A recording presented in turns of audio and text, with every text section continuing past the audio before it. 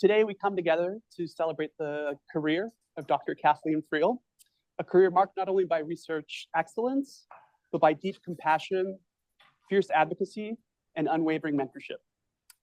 Kathleen's work has reshaped how we understand and support individuals with cerebral palsy, combining neuroimaging, neurophysiology, and intensive rehabilitation.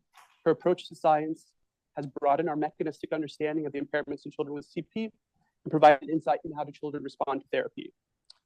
Beyond her role as a scientist, she's been a tireless advocate for equity and access, for representation of the voices of individuals with disability in research, and for building a more inclusive scientific community. And if you want to understand just how far her impact reaches, look around and see the group of individuals that are gathered here today and on Zoom. And so today we'll celebrate the career of Dr. Kathleen Friel, scientist, fierce advocate, MBC patient, amazing human being, but most importantly, black belt in Taekwondo. Great. And now I'd like to invite Dr. Raj Patan, CEO of Merck, to give some words. Great. Thanks, Claudio. So, as many of you know, Claudio was a trainee of Kathleen's, and just as an example of what a fantastic mentor she is and was. So I think many of you know this is kind of a remarkable assembly of who's who in the neurorehabilitation field today. First of all, obviously, Kathleen's family, who deserves enormous credit for giving us Kathleen.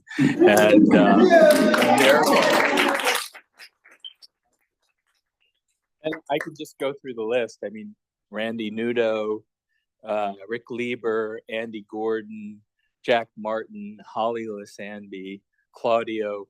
I mean, this is a remarkable congregation, and I think it's a testament to just how impactful that Kathleen's life has been. So before I get into my own comments, I wanted to read something from the president of our board. Kathleen, I'm sorry I can't be there in person, but I appreciate Raj passing on my good wishes. Throughout the time I have known you, you have not only proven yourself to be a leader in your field, but have stood out as an amazing role model to those with medical afflictions.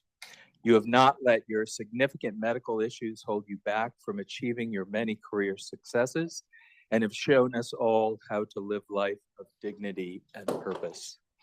As we all have learned, we never know how the future will guide us, but I wish you all the joy and fulfillment the next phase of your life can bring. And in sort of the ultimate act of irony, Bob actually has bladder cancer. And I think over the past, year and a half, I think he said to me on many occasions how much Kathleen has sort of helped him kind of get through that. So I think it's wonderful. So let me just offer my comments. We gathered today in a spirit of deep gratitude and celebration to honor a colleague whose journey through work, challenge, and meaning has touched each of us in profound ways. As David White, one of my favorite poets and philosopher work, reminds us, work is a place you can lose yourself more easily, perhaps, than finding yourself. But it is also the place where you could find yourself over and over again. Many of us spend the majority of our lives in the rhythms of work, showing up day after day, meeting expectations, striving, sometimes succeeding, sometimes struggling. It's easy, especially in a culture so attuned to speed and comparison, to forget that work can be more than just labor. It can be a pilgrimage, a calling, a place of becoming. For some, that journey is particularly layered. For our honored colleague, Kathleen Friel, living with cerebral palsy, navigating systems not always built for equity, and later facing cancer, the path of vocation has been anything but ordinary. Yet what has emerged over a career is something far beyond survival or success. It's the rare and radiant alchemy of avocation and vocation, where Kathleen's deepest joy meets the world's deepest need. Let me say that over again. I think that's so true, where Kathleen's dedication to her research in cerebral palsy is really meeting one of the important needs of society. And her passion for that is an important reflection of how avocation and vocation can come together in really unique and remarkable ways. David White also writes in his poem, Sweet Darkness, when your eyes are tired, the world is tired also. When your vision has gone, no part of the world can find you. Time to go into the dark, where the night has eyes, to recognize its own. There you can be sure you are not beyond love. And I think this is something that Kathleen and I share as a powerful truth, that even when we face illness, uncertainty, or limits imposed upon our bodies, there's a deeper light that doesn't dim. In fact, those moments often clarify our sense of what matters. I think illness really forces you to understand what's really important in your life. And I think Kathleen can reflect this in really important and profound ways. Today, we honor a colleague who, through persistence, generosity, intellect, and quiet and maybe not so quiet strength, Kathleen, has shown us that work is not just what we do, it is who we become when we give ourselves fully to a life of meaning, when we move beyond comparison, beyond circumstance, and offer our full presence to the work that calls us. Please join me in celebrating a life of extraordinary contribution and a person who has truly lived the vocation of being fully, bravely human. Thank you, Kathleen.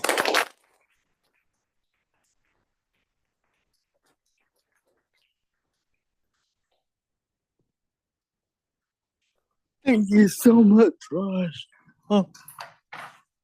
Thank you for giving me the opportunity to work in this place where we are all dedicated to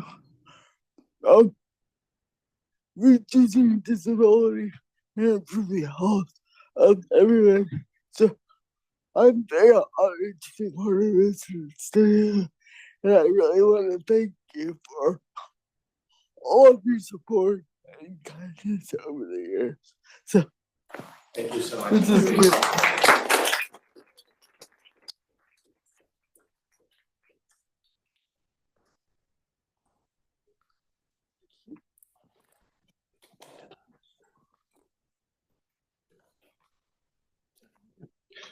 Just before we proceed with some of the speakers, I just wanted to share a couple of logistics with you.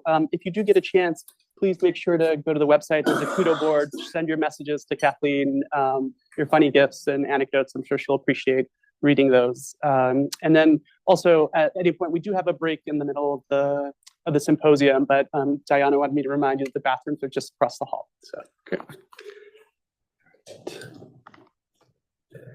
okay. I'm just gonna give you one second. No, your presentation. I'll do it in a second. Yeah. So great. So now it's my honor to introduce Dr. Randy Nudo, who's the University Distinguished Professor and Vice Chair of Research, the Department of Physical Medicine and Rehabilitation at the University of Kansas Medical Center. He was Kathleen's doctoral mentor from 1997 to 2002. And I think Kathleen really embodies the neuroplasticity principles, championed by Dr. Nudo. I do want to also share that we provided Kathleen with some prompts that might help illustrate some of the connections she has with the various speakers that that you'll see today. And so the prompt that she received related to you, Dr. Nudo, was, can you recall a moment when this mentor challenged you and how you're grateful for it now?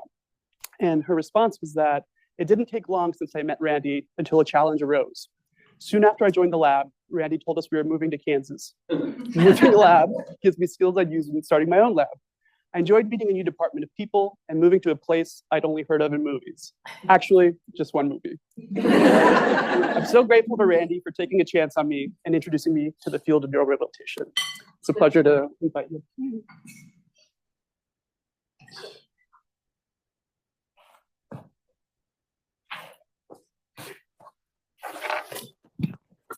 I'm going to show lots of pictures.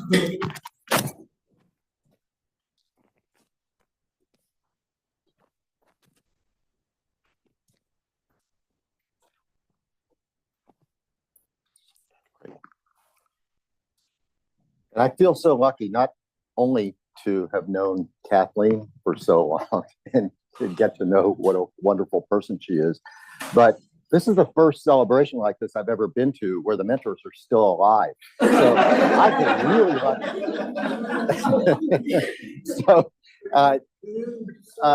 This actually is from a visit to Burke several years ago, and I was invited here, and Kathleen and I were able to meet up. But I'll show you some pictures, but I want to put things into a little bit of perspective.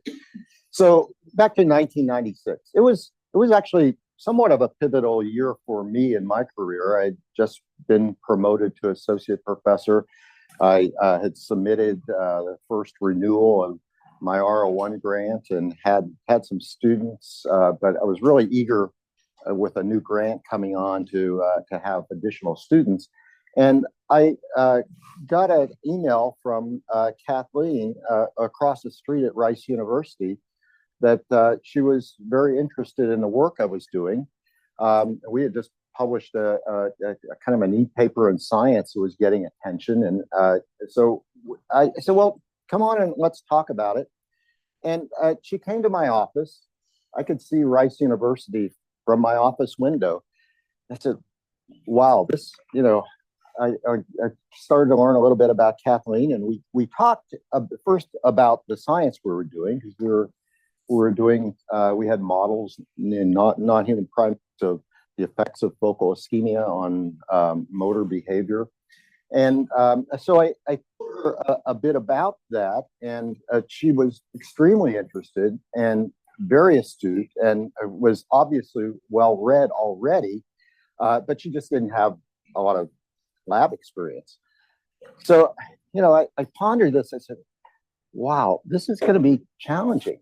And so I said to Kathleen directly, and I've learned that that's the best way to converse with Kathleen is directly, because she is very direct. I said, Kathleen, I have to ask you, what do you think your limitations are? And she said, I haven't found them yet. I didn't quite hear her at first, or wasn't quite sure I understood. Kathleen, could you repeat that? And very boldly, she said, I haven't found them yet. And I was stunned. I was stunned at that moment. I'll never forget that. And, it was one of those moments that mentors always say, it's time to close the door behind them and lock it, because you want that student. And I wanted Kathleen in the lab once she told me that. And so Kathleen started to, so we realized that she had some limitations. We had to figure out how to deal with that in a laboratory setting where we're doing microsurgeries on rats and monkeys. So, well, Kathleen, do you think this is a good idea? Should you even try to pursue the surgical part of it? And she said, absolutely. She wanted to learn to do that herself. And so, I actually walked in, and this is some of her mates. We'll see a lot of pictures of Kathleen as a young woman, and a lot of us with not so much gray hair. But and there's some really great people that just the guy in the back there worked in our lab, and you remember Archie, of course, and he is an orthopedic surgeon in Kansas now. So, and we have got a couple of people that have been with me for going on 30 years. And they're still with me. But we talked about the surgeries, and she wanted to learn. And so I walked in on one of the surgeries. Scott Barbe up at the there's this guy here. Scott taught everybody in my lab how to do surgery and work with Kathleen. And I went into the lab one day to see how she was doing. Could she really do this? And let's just say it was a sanguine environment. But Kathleen wanted to persist. And we decided, this probably isn't the most efficient thing to do for your dissertation.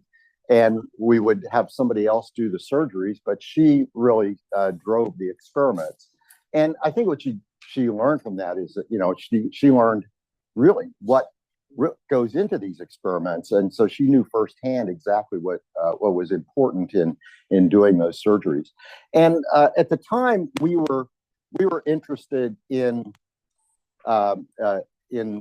some studies. Kathleen, I realized when she started looking at videos of monkeys with microinfarcts in their motor cortex, that she intuitively knew what to look for.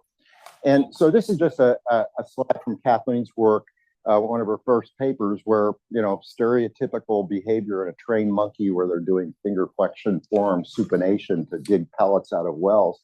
And right after the lesion, they more or less abandoned that strategy and picked up a new strategy. And we talked endlessly about why they would do this. And one of the theories was they just happened to come upon a random strategy, a random synergy that happened to reward them the first time, and then they persisted in that. And so this was really interesting. And I knew that Kathleen really had some special insights in how to analyze behavior in these monkeys with motor cortex lesions.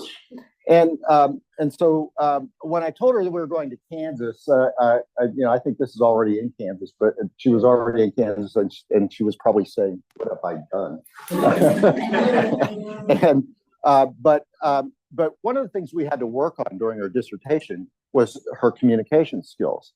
And so one of her first presentations to the department, she did really great, I thought, but I had listened to her give the talk 100 times. And people in the audience came up to me and said, I really didn't understand a lot of what she was saying. What can we do? I said, well, I'm not a speech therapist, but we're going to work on other ways that she can communicate. And so we worked out a balance where she would, I don't know if you remember this, we talked about, exactly the balance of putting the result sentence on the slide and printed in large block letters so that, okay, they're going to be reading that, but that's okay. They'll get the main point of each slide.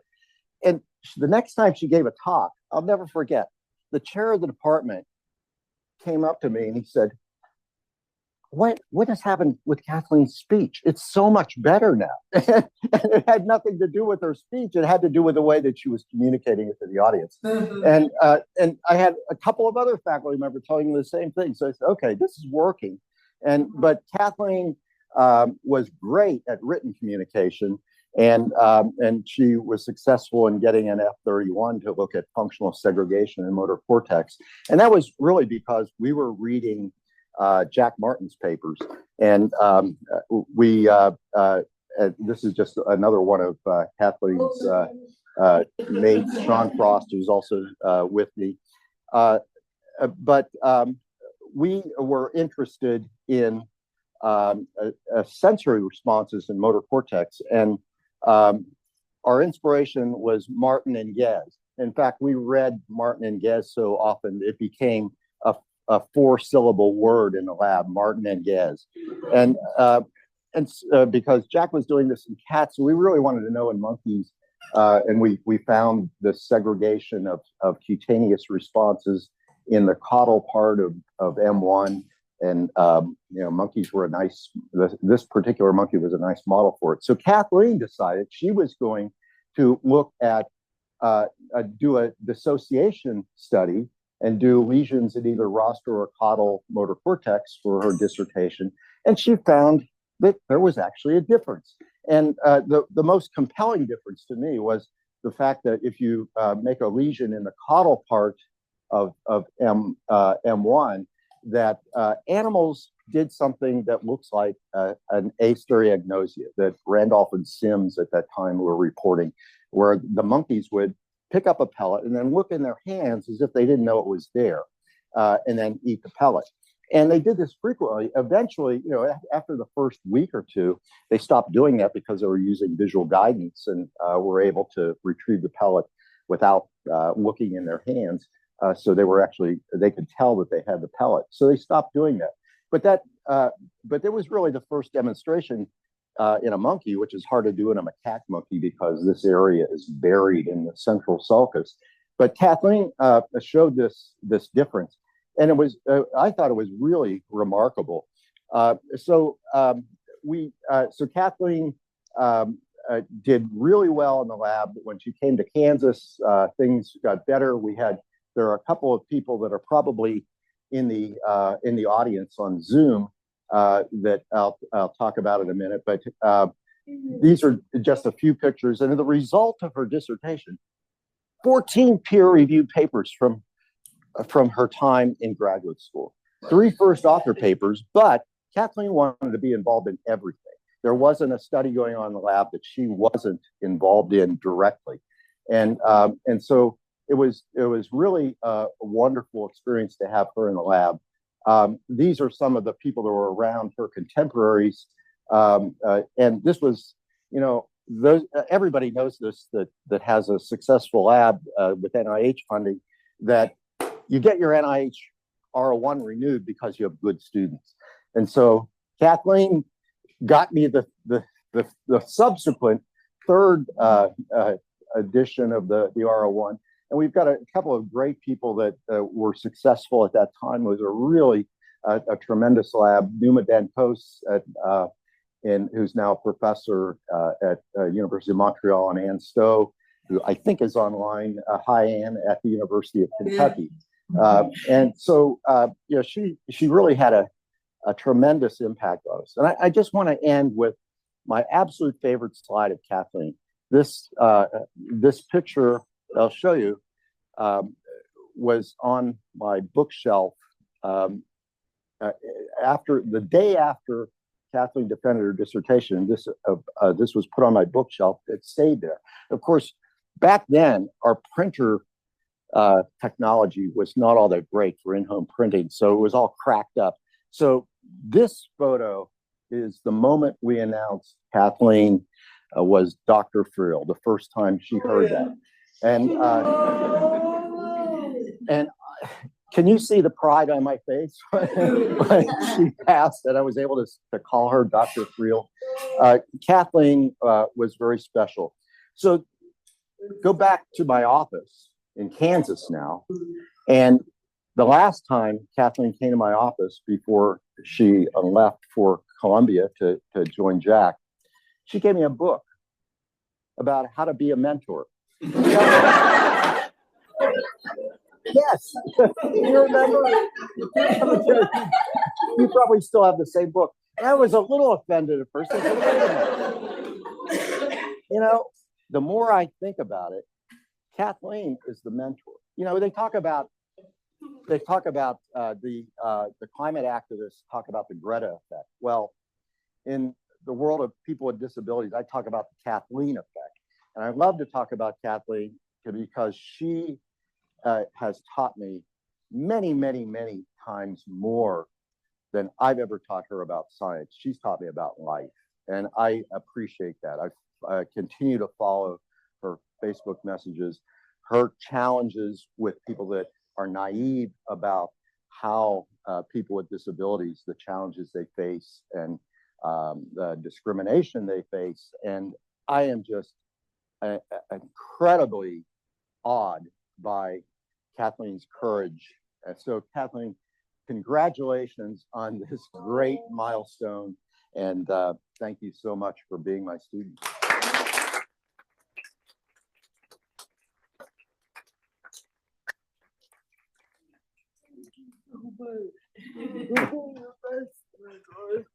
To get me on the up the rim in my career. Yep, and you've gone over the top. Thank you so much.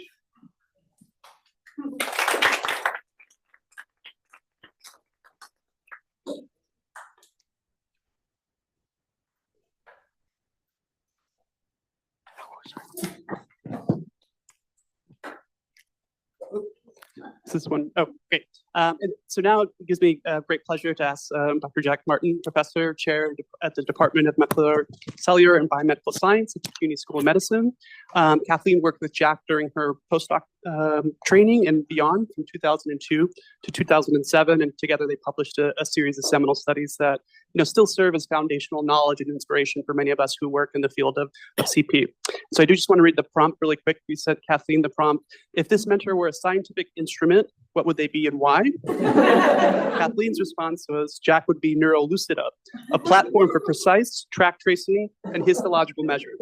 This is because Jack trains his folks to have high standards in science, and he's great at solidifying connections to help his trainees succeed. So, wow. Neurolucida. I was afraid maybe a scalpel.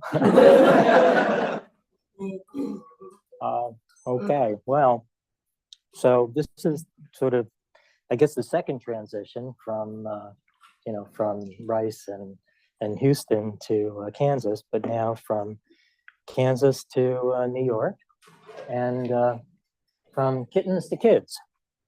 And so Kathleen joined the lab in the early to mid 2000s, and we were in the Department of Neuroscience at the time, and I was very, very fortunate to have gone to a party at SFN, Society for Neuroscience, in San Diego, where I sat next to Dao Fen Chen, who had been at the University of Kansas before he became a program officer at the NIH. And I sat next to him, and we were just chatting, and he mentioned that he knew of somebody that was looking for a postdoctoral fellowship. So that was really made my day. So not too much later, I guess I emailed you, and then before I knew it, I was meeting you at LaGuardia Airport to give a talk. And to reinforce something that Randy just said, the talk was really extraordinary. I mean, it was so clear, and I mean, it really kind of made a lot of people very pleasantly surprised. And I guess people didn't think of you having a disability in a sense, because there were no limitations. I mean, it just it was amazing. So so soon after Kathleen arrived in the lab, she applied for an NRSA fellowship, postdoctoral fellowship, and which was successful, and that really charted her initial path in studying activity-dependent postnatal development of corticospinal tract in cats. And we started this with the eye of trying to develop a model for hemiplegic cerebral palsy that was really based on circuit changes and connectivity. And so together we did some further development of an inactivation kind of approach to turning off neuronal activity in motor cortex. It was before the days of DREADS and fancy technology, so we just developed infusions. And and here is like the first no limitation of setting up these. Remember those miserable mini pumps that we used to have to put together and would get covered with crazy glue, and they were tough, but you plugged on and got a lot of good inactivations from that. And not to get into the science very much, but and what we were looking at there is, you probably know that the corticospinal system is a kind of a cross projection system, and in maturity, but in the young kittens, it's very strongly bilateral. And so Kathleen found that if you inactivated one hemisphere, that inactivated side kind of becomes anatomically impaired. Okay, I'll come back to the function.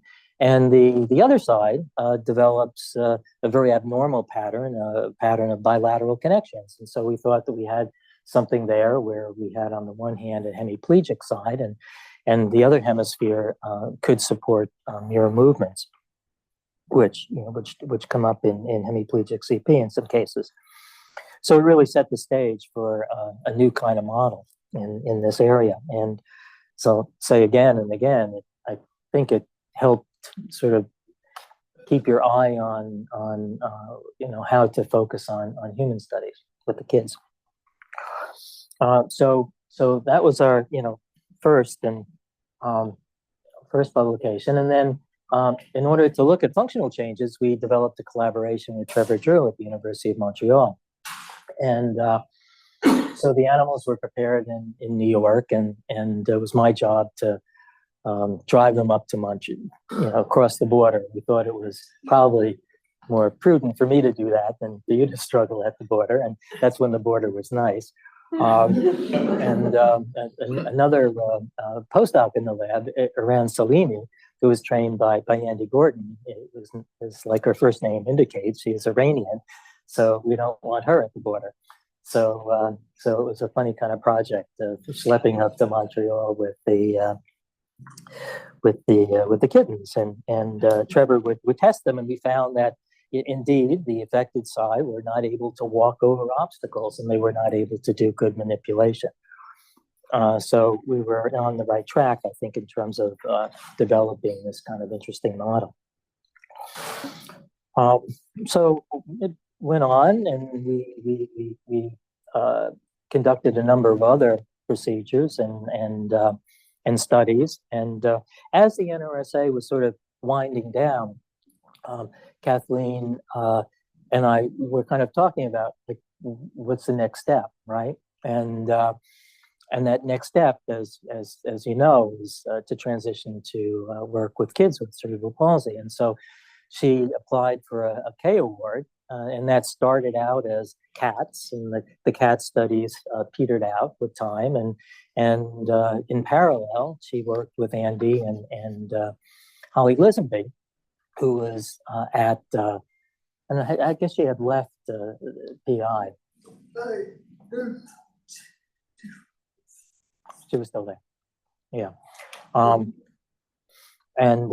And so then the human side built up. So it was a nice transition. And in that study, really it was designed around kind of like a human study where these hemiplegic kittens, older kittens, would be put into three different groups: those that have a constraint, like constraint-induced therapy, so force them to use their impaired arm, constraint plus training right after the early critical period that Kathleen's earlier study really defined, and then constraint plus training during a later critical period. And what was really cool about that study is, like, for the kind of one of the first times we took into account, looked at development of interneurons in the spinal cord and how those change in this kind of hemiplegic model. And one of the groups, the early trained constrained group, regained function. The motor maps came back, and importantly, the spinal cord interneuron, premotor interneurons came back as well. So it was really very mechanistic and insightful, and hopefully it'll inform future approaches. So, and then I have another?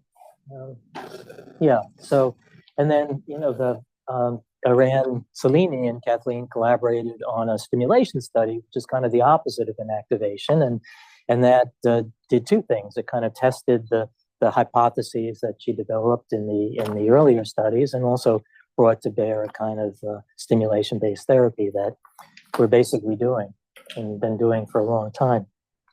So it was a super productive period. There were 4 first author publications, and in total, I think there are 13. And just like Randy said in Kansas, she was wanted to get involved in everything and was so involved and so effective in design of experiments and in writing. And I don't think I've ever had anybody that could really contribute that well to the writing. It was really super. So I guess to close, the cat studies, I think, did shape the human studies, put them on a kind of a trajectory. And I should also say that those studies really defined how the rest of us in the lab went on with the spinal cord injury work. And it's really remarkable how it spread like a good infection in terms of all kinds of ideas that kind of have at their root the early studies with Kathleen. And for sure, those 4 first author papers and the whole boatload of other collaborations helped me move the renewal process very effectively. So it's been a gift to have been working with you. It's been a real gift to follow you with your work and the human side of the business. And even though I wasn't directly involved, it's been super inspiring to see that happen. And and it's not just the science. I mean, when you look at least in my lab, the kind of nurturing that happened all of those years in terms of, there was a lot of folks that you touched that are, have been in this room and moved on. And so great science and great mentoring. It's a win-win. So thank you so much. I'll miss it.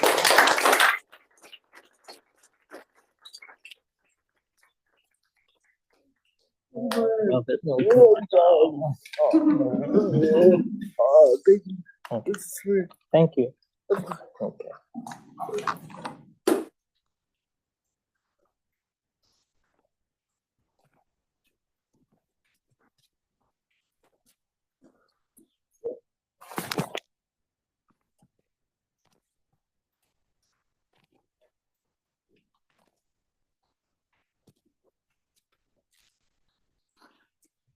Great. So our next speaker, unfortunately, couldn't be here, Dr. Holly Lisenby. She's the founding dean and foundation professor with tenure at the newly founded Arizona State University School of Medicine and Advanced Medical Engineering. So congrats to her on those new adventures.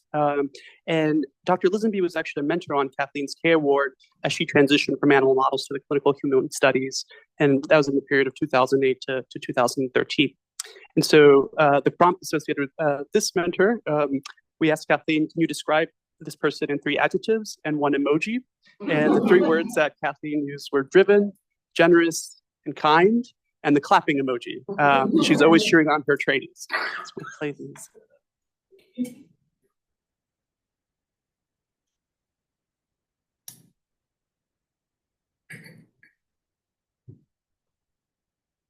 Hi, my name is Holly Lisenby, and I am so honored to have been asked to say a few words at this symposium honoring an amazing scientist, Dr. Kathleen Friel.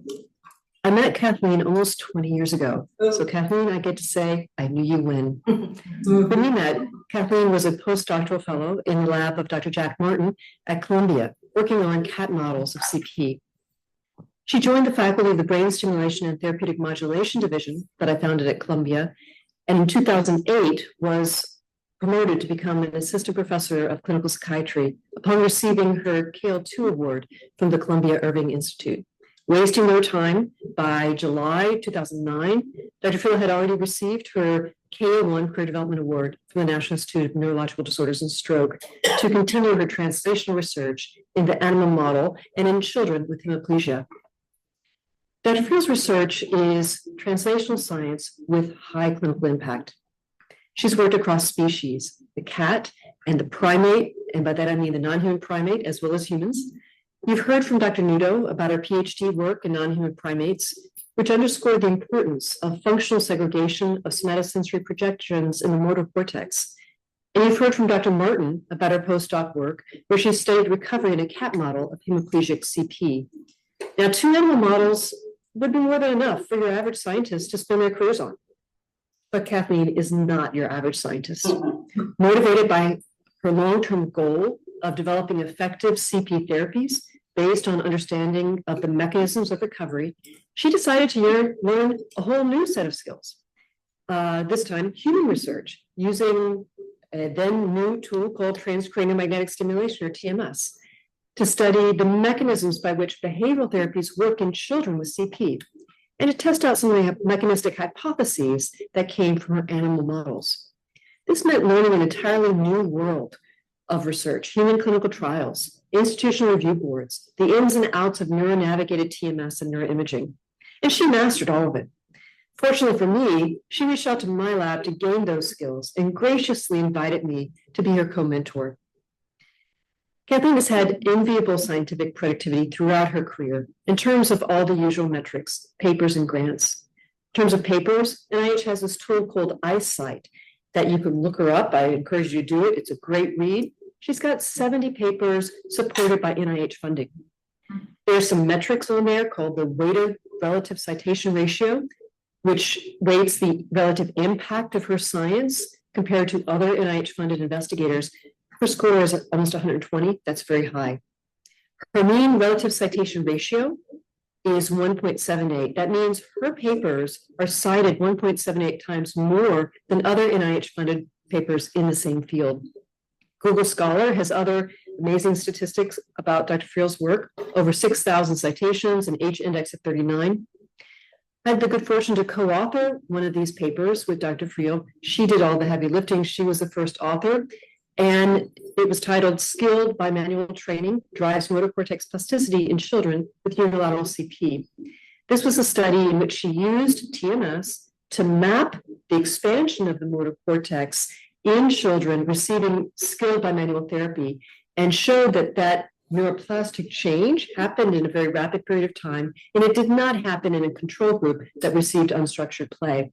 That paper has a relative citation ratio of 4.13, meaning it's cited fourfold more times than other papers in this field. So thank you, Kathleen, for helping improve my H-index. She's an old hand at writing, winning, and reviewing grants.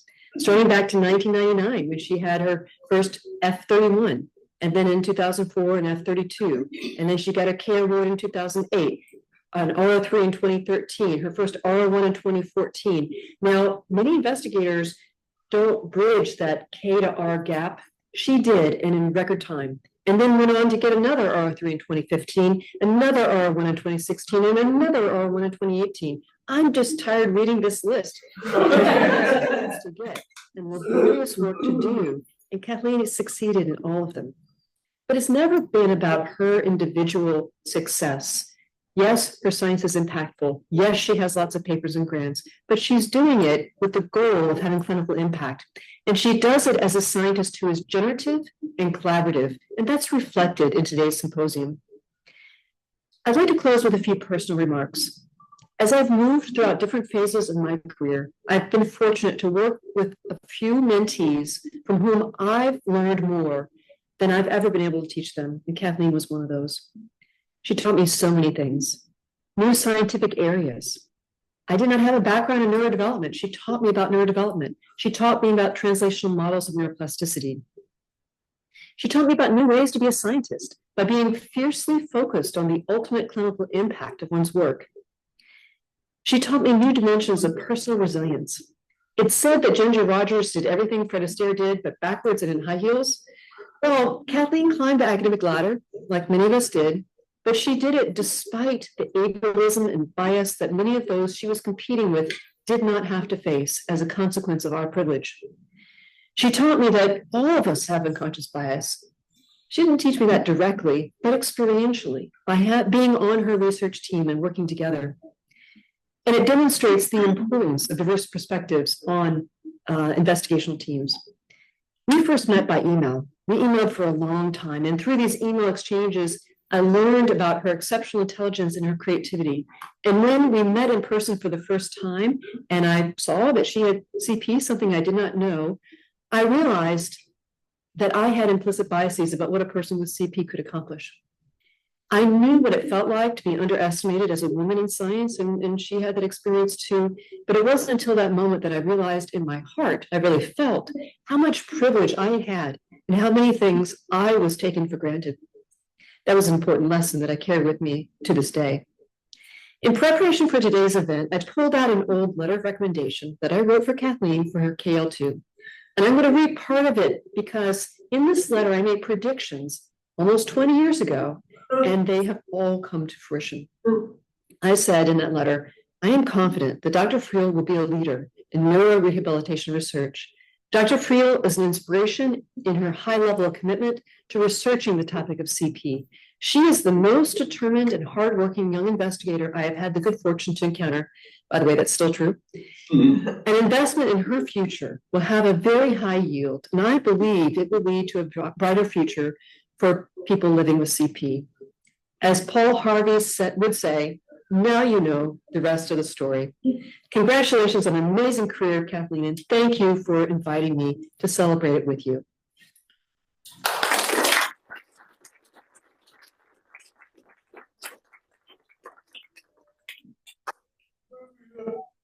I'm not sure if she's on.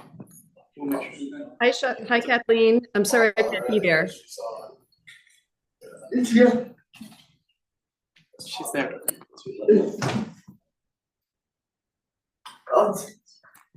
Hey, Holly, thank you so much for being here today. Thank you for your video. And thank you for showing me that a woman could succeed in the skills. Your career has inspired me so much. And I'm so excited for your new role. So congratulations. And thank you again. And I'll mail you your gifts.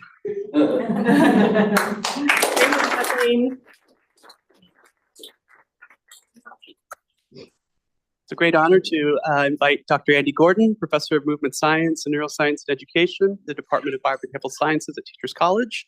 Andy also directs the Center for CP Research. Andy has worked with Kathleen since 2008, and what started out as a mentorship on her K Award actually flourished into a lifelong collaboration. Together, they've been really kind of unraveling some of the factors that might predict or promote recovery in children with CP. And so the prompt we sent Kathleen about you, Andy, was without Andy, I might never have, ... She says, without Andy, I might have never transitioned to clinical research. Andy was incredibly welcoming of me as I learned how to apply my basic science background to working with children. So welcome, Andy.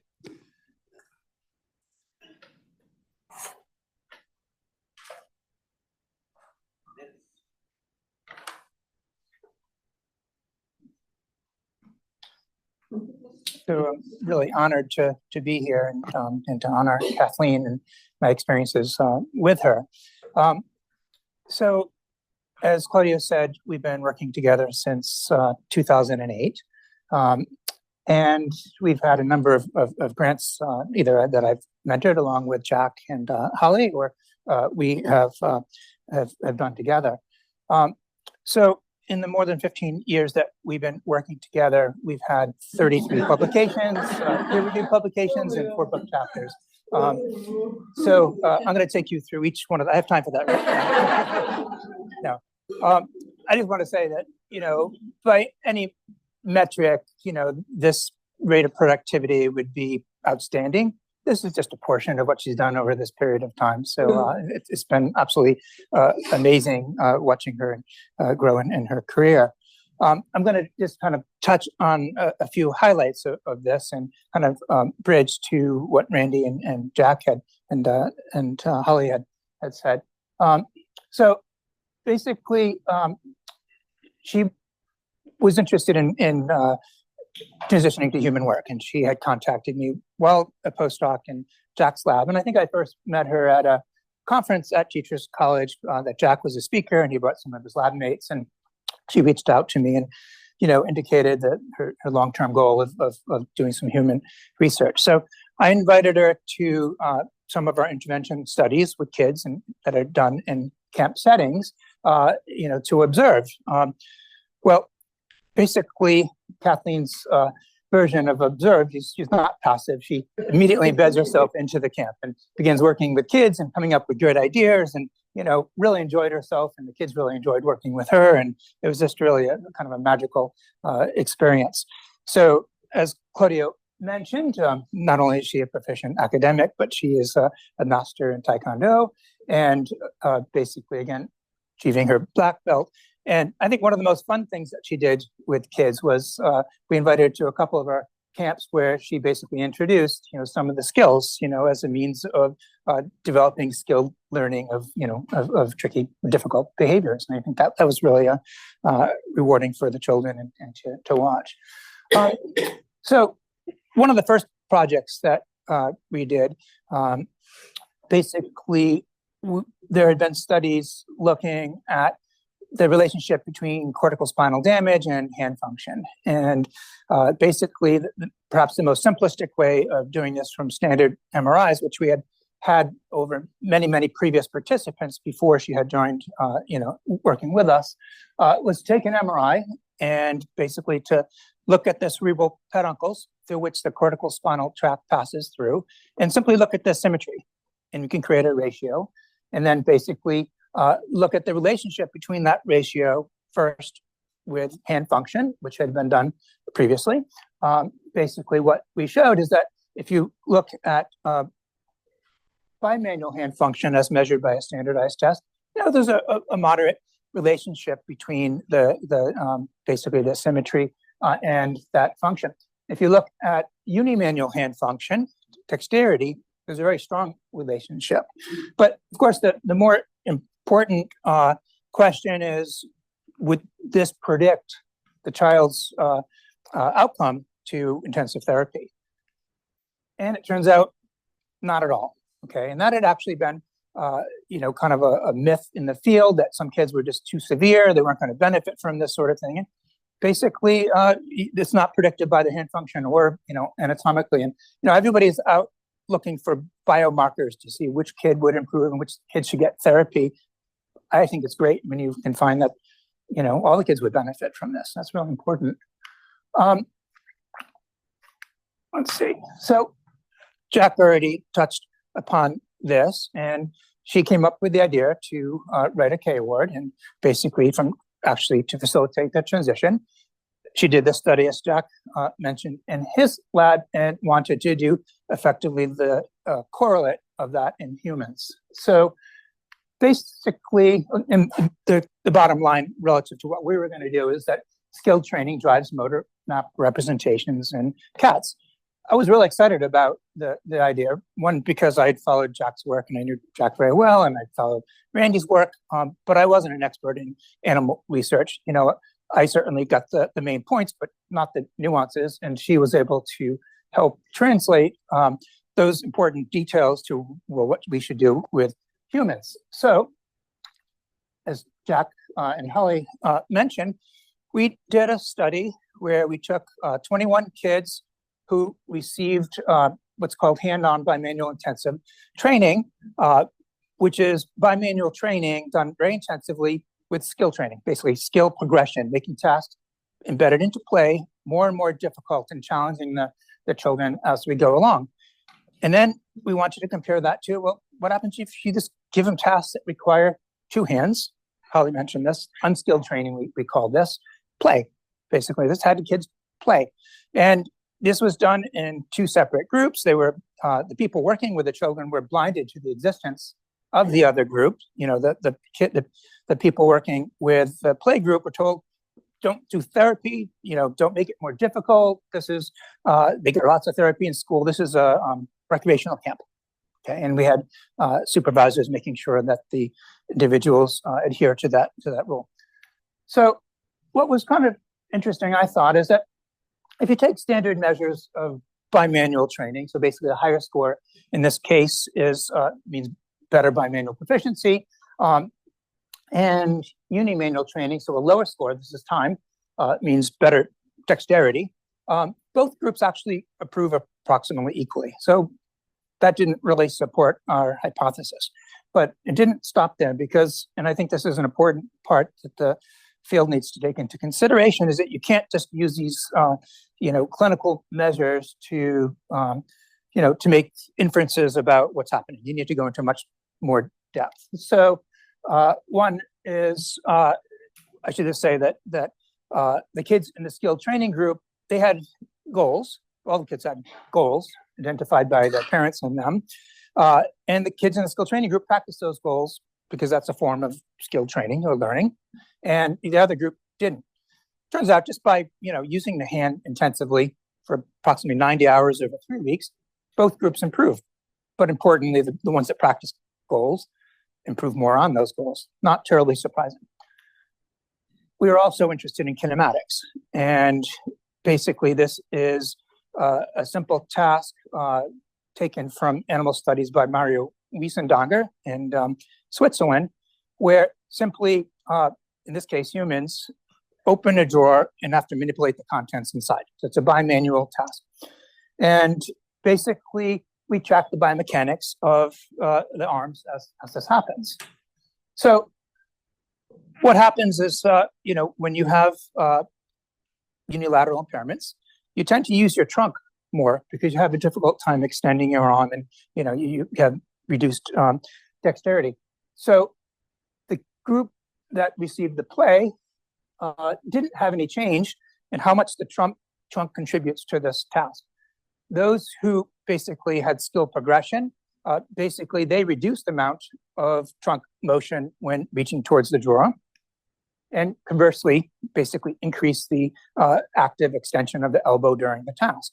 So, and there's lots and lots of examples I can give you about prehension and many other tasks that kind of demonstrate this difference between this and skill and non-skill training, or bimanual and unilateral training. This is something that Kathleen was, adamant that we think beyond these kind of gross, descriptions. I think that was very important. So basically, biomechanics provides, shows differences that you can't see with clinical measurements and demonstrating the benefits of this skill progressions in humans. So along with working with Holly, she wants you to know, well, is there a neural correlate of these changes that you see with skill progression, just as you see in animal models, especially Jack's most recent work with her. So basically, she used TMS, transcranial magnetic stimulation, to map the cortex. And what she showed is, so the top group on the left is before the intervention. This is the skill group, immediately after and 6 months post. And what you can see is that there's an enlargement of the sites that represent the hand, basically when they're stimulated after training. And that's maintained for the 6 months that we follow the kids. And also you can see red means that you get a more active or stronger response in the affected hand from the stimulation. So basically, presumably meaning that stronger connectivity. The unstructured play group, no systematic change. And across all the kids that we tested, the same thing. We get stronger changes in the motor evoked potentials and increase in the size of that motor map, showing the importance or neural basis of these changes. Okay, so around the time that she joined the lab, there had been a study that, we kind of joke about it as a cold wind coming from the east. It was a study where a group of Germans conducted a small study in constraint-induced therapy. And they basically, so Jack talked about, kind of this abnormal organization, a different organization where one hemisphere, the non-lesion hemisphere, controls both hands, and the lesion hemisphere doesn't have any connections. Well, they basically produced some results that said, well, kids that have this kind of organization, they don't improve from constraint therapy. We didn't have any evidence to the contrary, but because at that point we had not been using TMS, but she said, well, look at your kids. You got lots of kids with mirror movements. You got some pretty severe kids. We know that this type of organization leads to greater hand impairments.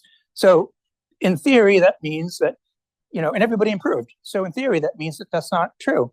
So as part of the first R01 that we did together, we were looking at if there's one, if depending upon the cortical spinal tract organization, whether kids would improve regardless of whether basically whether they had a contralateral normal pattern or this new altered pattern.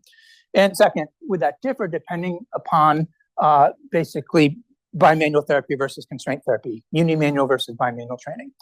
So this is the unimanual test. This is the 0, meaning that there'll be no change following training. On the left is the constraint therapy, on the right is the bimanual training.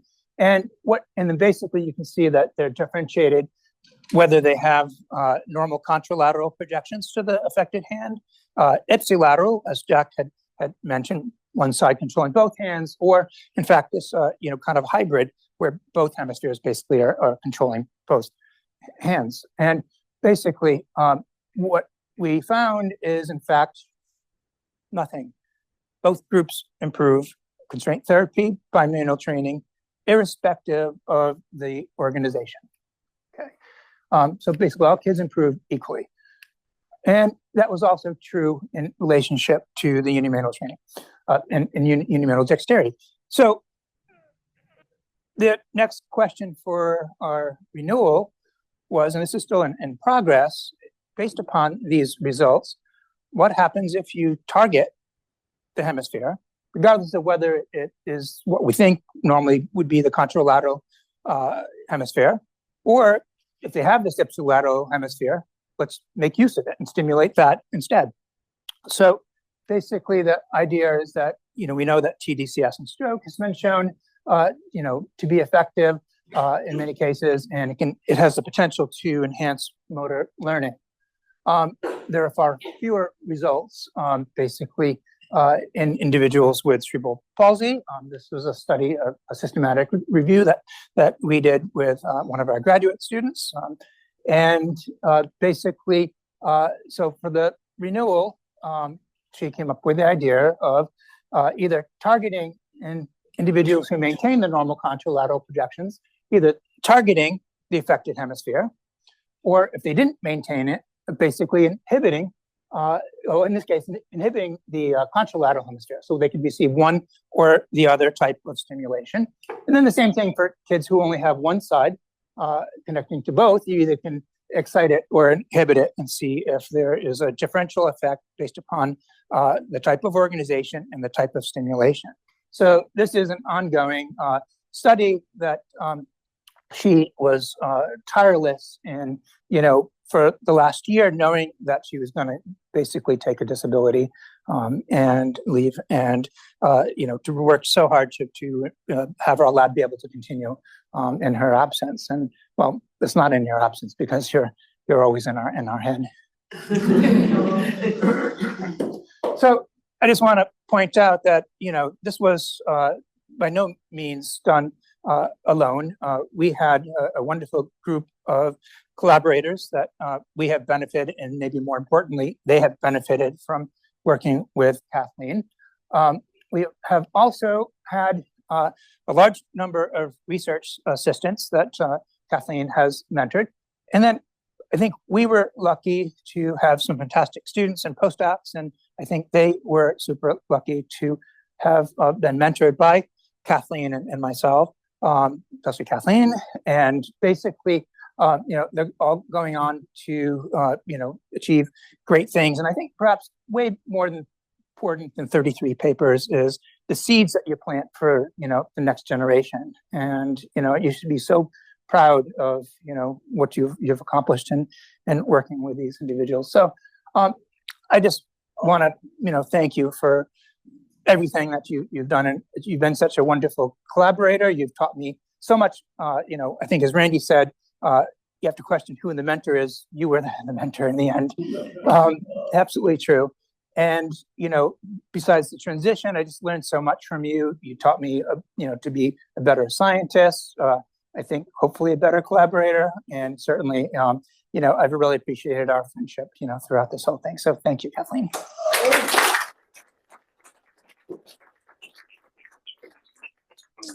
Oh,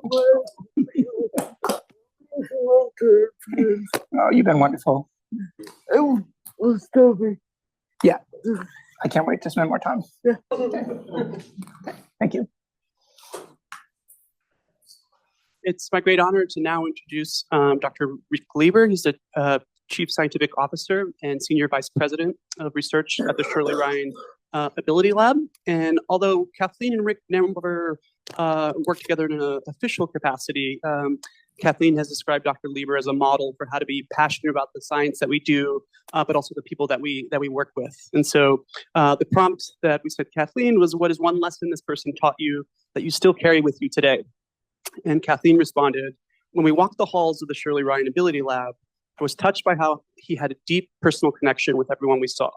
Rick has shown me and the entire neuroscience community that scientific success should always be partnered with kindness, generosity, and integrity. Wow. Bless you.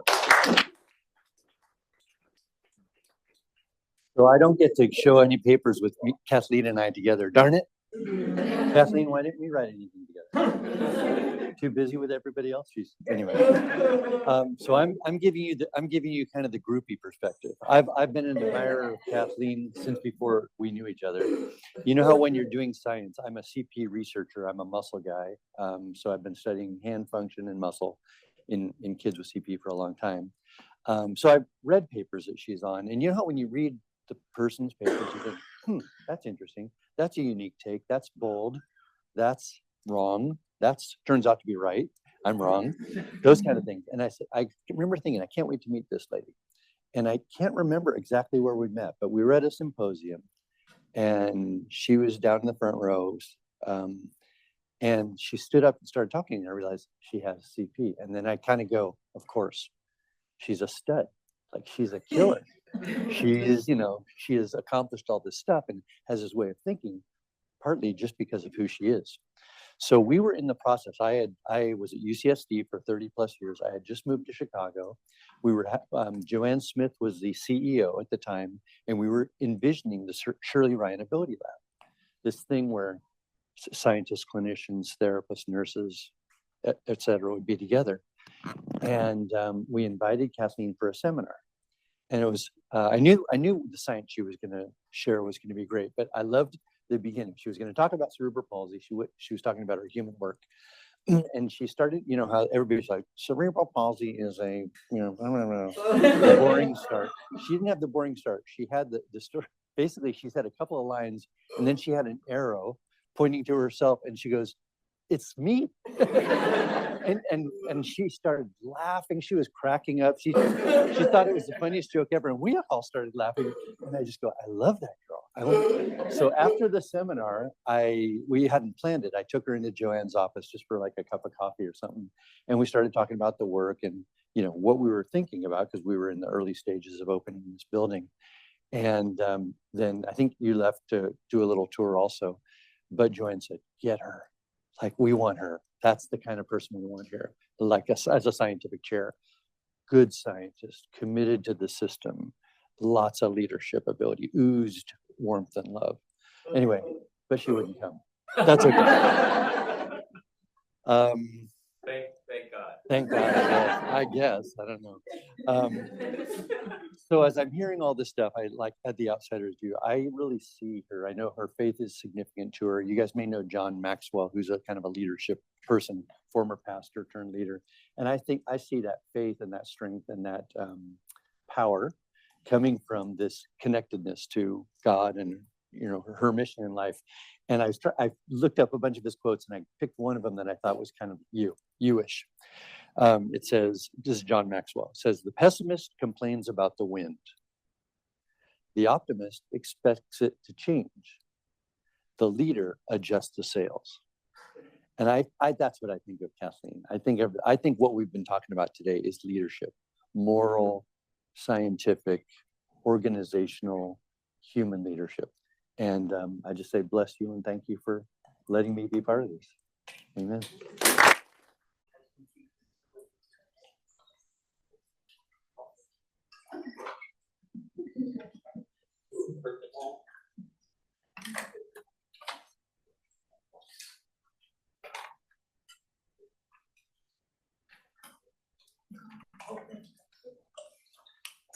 Well, I'm excited to introduce now some of the former mentees, some of us that worked with Kathleen Friel. And unfortunately, Maxime Robert couldn't be here, but he's attending a conference, but he did send a pre-recorded talk. Maxime is an associate professor in the School of Rehabilitation Sciences at Laval University in Quebec.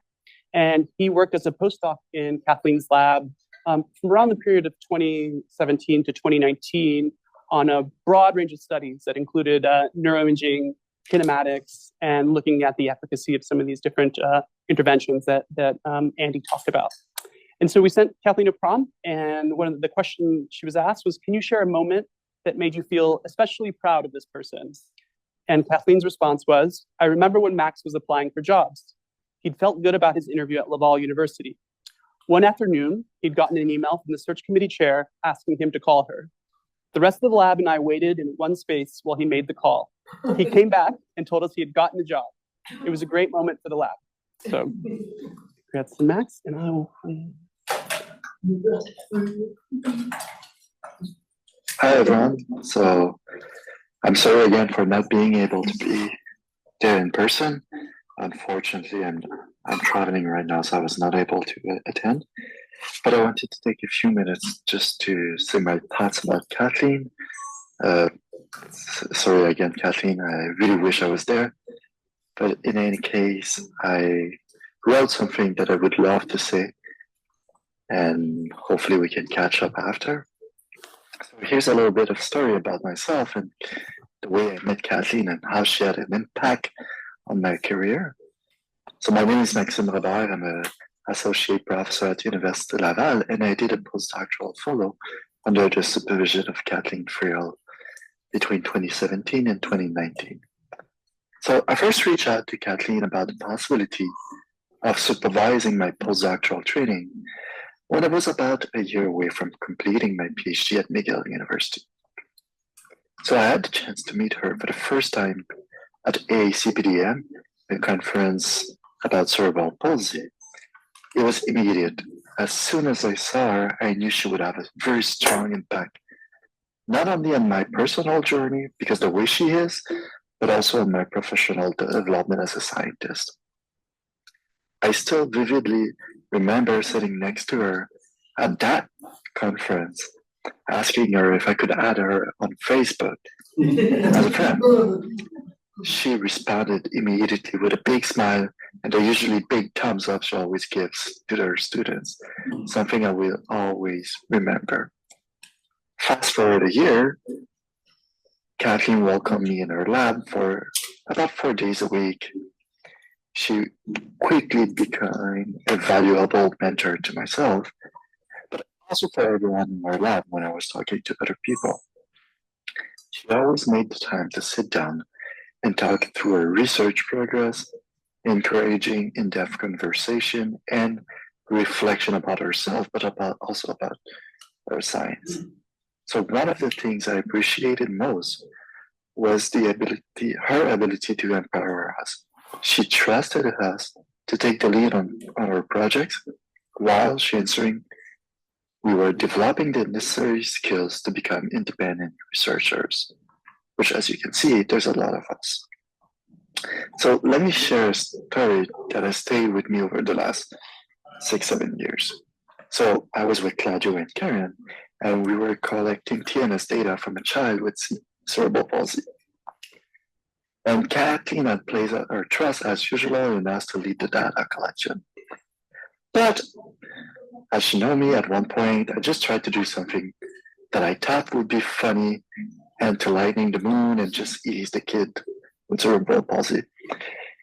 But it turned out to be a poor decision. So Kathleen responded immediately to ensure the child felt safe and comfortable. So she really took the matter in hands and she cracked jokes and things like that. So we later debriefed about the situation openly and constructively. So that was always something that Kathleen loved to do. So everything was fine in the end, but in the experience that taught me a lasting lesson. The importance of adaptability during data collection, and more importantly, the value of open and compassionate communication with students. And one thing also that I really enjoyed is seeing her to interact with the kids. saying that she also had cerebral palsy and she was able to share her concerns, her difficulties, and how it's going to help the kids, like the kids that were participating in the camp, but also for her in the future. So that's something I also try to do in my lab, as I do a lot of research with kids with CP, but also in amputees, because I myself lower limb amputee, so I try to use what Kathleen taught me. So overall, the incident inspired me to implement clear procedures in my own lab, so that when a student, and for sure they will do some mistake, we can use it as a learning opportunity and move forward with a concrete strategy to avoid repeating it. So that all came from the discussion with Kathleen I had following my kind of a mistake that I thought it was going to be funny. I also fondly remember attending multiple conferences with Kathleen. She always took the time to introduce me to other researchers and facilitate rich discussions on various topics. What struck me the most was her unwavering enthusiasm, both for research and for human connection. And as you can tell, she received several prizes. It was obvious how much she valued the comfort and the experience for each children in the lab. That, more than anything, speaks volume about who she is. She's done tremendous work in research. Most of my research is based on the foundation that she discovered, but the way she interacted, the human touch, that's something that was amazing, and it still is amazing with Kathleen. So Kathleen's impact on my career has been profound. Both scientifically and personally, she reminded me that research is central to what we do, but our interaction with the children we work is just as important, as I said.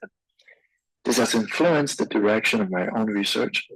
While I study neurophysiological mechanisms of motor control, motor learning in kids with CP, I've also made a priority to explore ways to increase their social participation and improve their quality of life through different projects. So more importantly, Kathleen continues to inspire me to stay engaged with the community organization and find ways to positively impact the lives of others in similar situations. So to close, I'm deeply proud and grateful to have had Kathleen not only as a supervisor, but also as a friend. I wish you all the best in the next chapter. I'm certain that wherever you go or whatever you do, you will continue to make a meaningful impact and lasting impact, both personally and professionally. Many people will benefit greatly from hearing your story and being in presence. And once again, I apologize for not being there, but hopefully we'll be able to see each other soon. Bye-bye.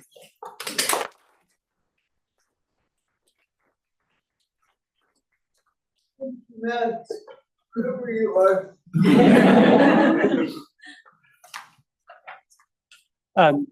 In Max's defense, and a couple of other former mentees here can probably attest to that, when you're in hour 6 of a back-to-back TMS session in a windowless basement, we probably all have a couple jokes that we wish we could take back. So,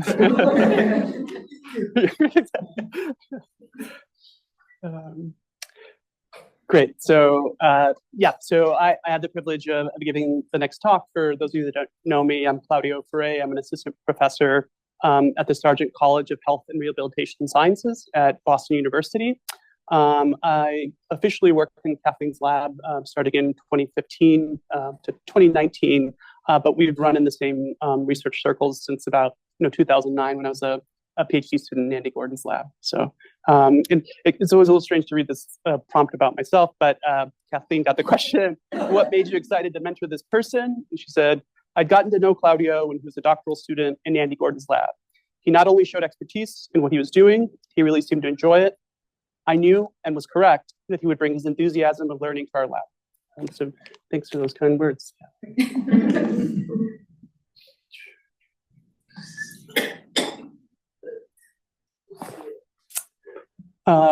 Great. So like I said, it's a real privilege to get to share some of the experiences that I've had in Kathleen's lab and some of the threads that we're pursuing in my lab currently. And I I hope to share some of the work that I'm doing in my own lab because I hope that you can see some of the threads that, kind of weave together with Kathleen's career and, the large body of work that preceded that. It's also special to share these ideas now because, some of these ideas were just, kind of bouncing around in my head when I was a postdoc in Kathleen's lab. And so even though they weren't really fully fleshed out, Kathleen was always very encouraging and helped me bring, a lot of focus to my science and the questions that I was asking.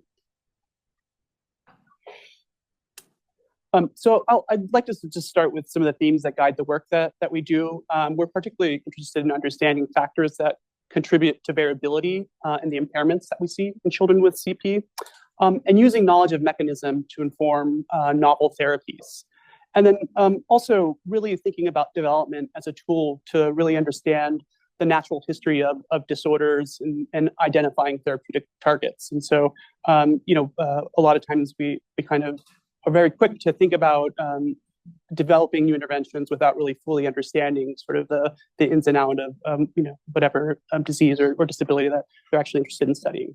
And when I was doing my postdoc in Kathleen's work, we did a variety of studies, and I collaborated on these studies with other people in Kathleen's lab, trying to determine some of the individual characteristics that account for the variability that we see in impairments in children with CP. And so we've looked at, different structural deficits and changes that happen in the whole brain, really, as a response to this early perinatal or prenatal injury, looking at white matter integrity and how that relates to hand function.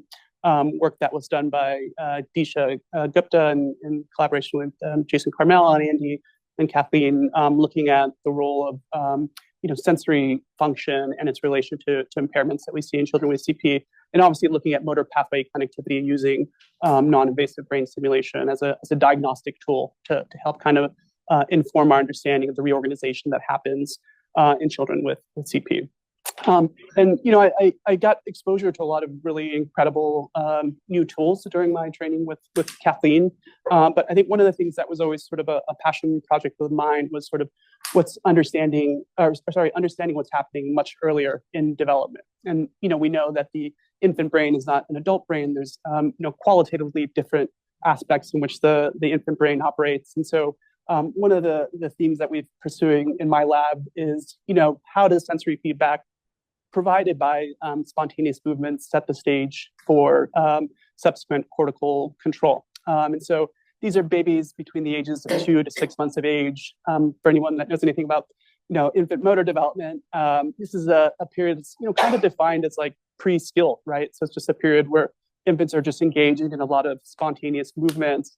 But what's really interesting about these movements is that they provide a rich sort of source of sensory feedback. So the baby's learning about how the limbs exist in space, how the limbs exist with respect to one another, and they're also plentiful. So it's a rich kind of way for the baby to learn about how they can control their limbs. And importantly, at this stage, they're often subcortically generated. And so in some ways, we think about this as like providing the foundation for later M1 development or motor control to take over.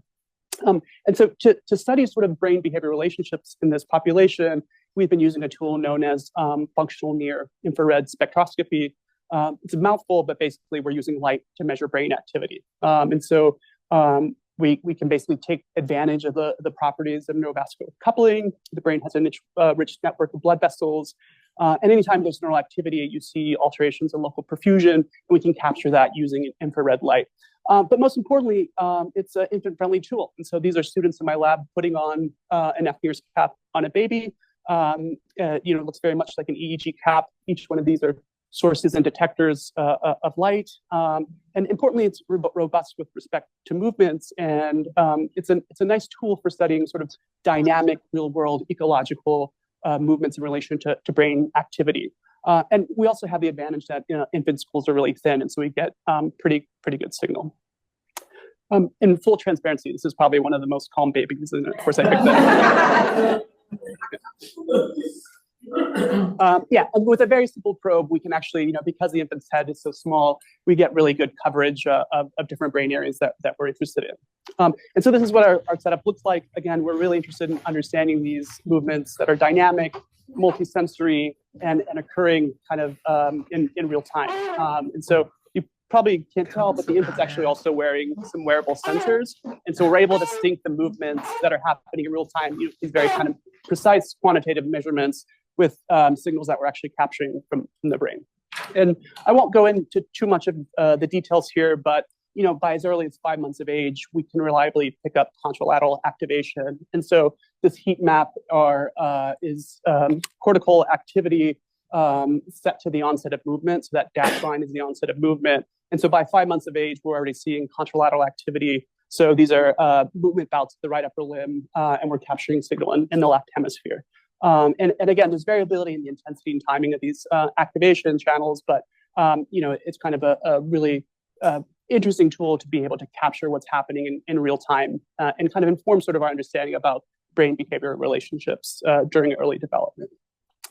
We're also building on this early work. So one of the things that we find is that infants will cooperate up to a certain point, and then they start rolling over and no longer want to, share supine movements with us. And so we're also tracking basically skilled movements that emerge, from the period of 6 to 12 months, and now even beyond, and particularly looking at things like reach to grasp, unimanual manipulation, and bimanual manipulation. And looking at FER's activity in real time in relation to these different emerging skills, which, they kind of change and fluctuate throughout the course of development. And, ultimately by 24 months of age, these bimanual skills are really kind of taking up the majority of the infant's motor repertoire. So it kind of provides us with a nice snapshot of real-time development.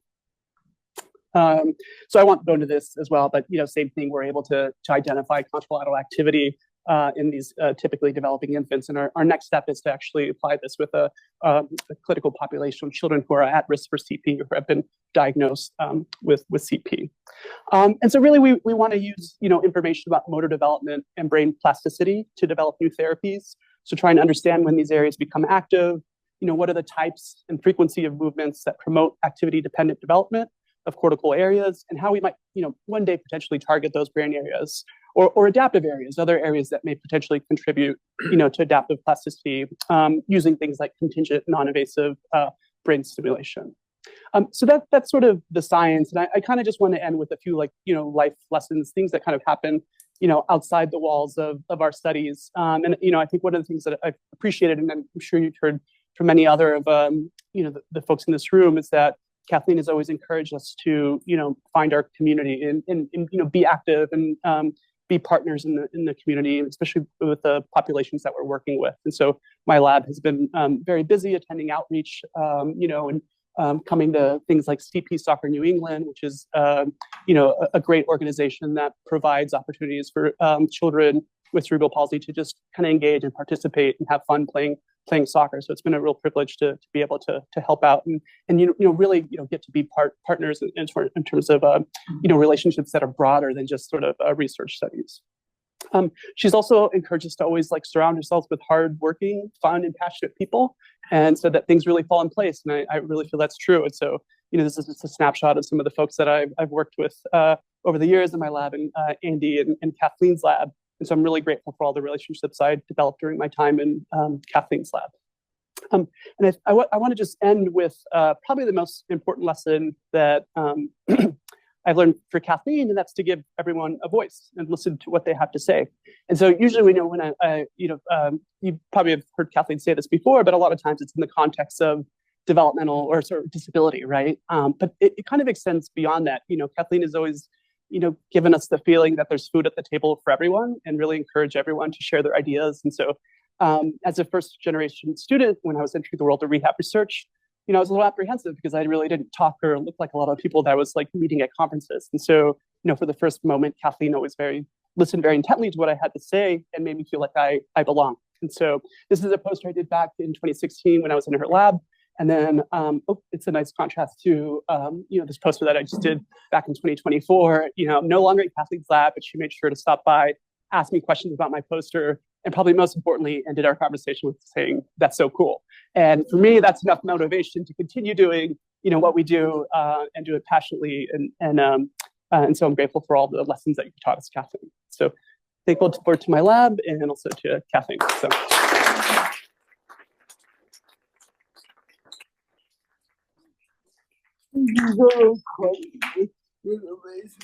Thank you so much.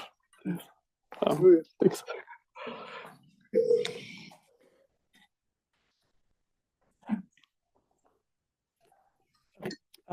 So now I'd like to invite Dr. Davina Kumar, who's an assistant professor of physical therapy in the department, in the physical therapy department at the University of Rhode Island. She worked in Kathleen's lab from 2020 to 2024, where she focused on rehabilitation strategies for individuals with chronic neurological impairments. And so Kathleen also got the question, if this person were a non-invasive brain stimulation technique, what would they be? Why? And Kathleen's response was, Davina would be transcutaneous spinal cord stimulation, which can change the neural firing patterns of spinal cord neurons. Davina thrives in a challenge. Throughout her life, she's made her way through situations that others might have deemed too difficult to even propose. So welcome, Davina.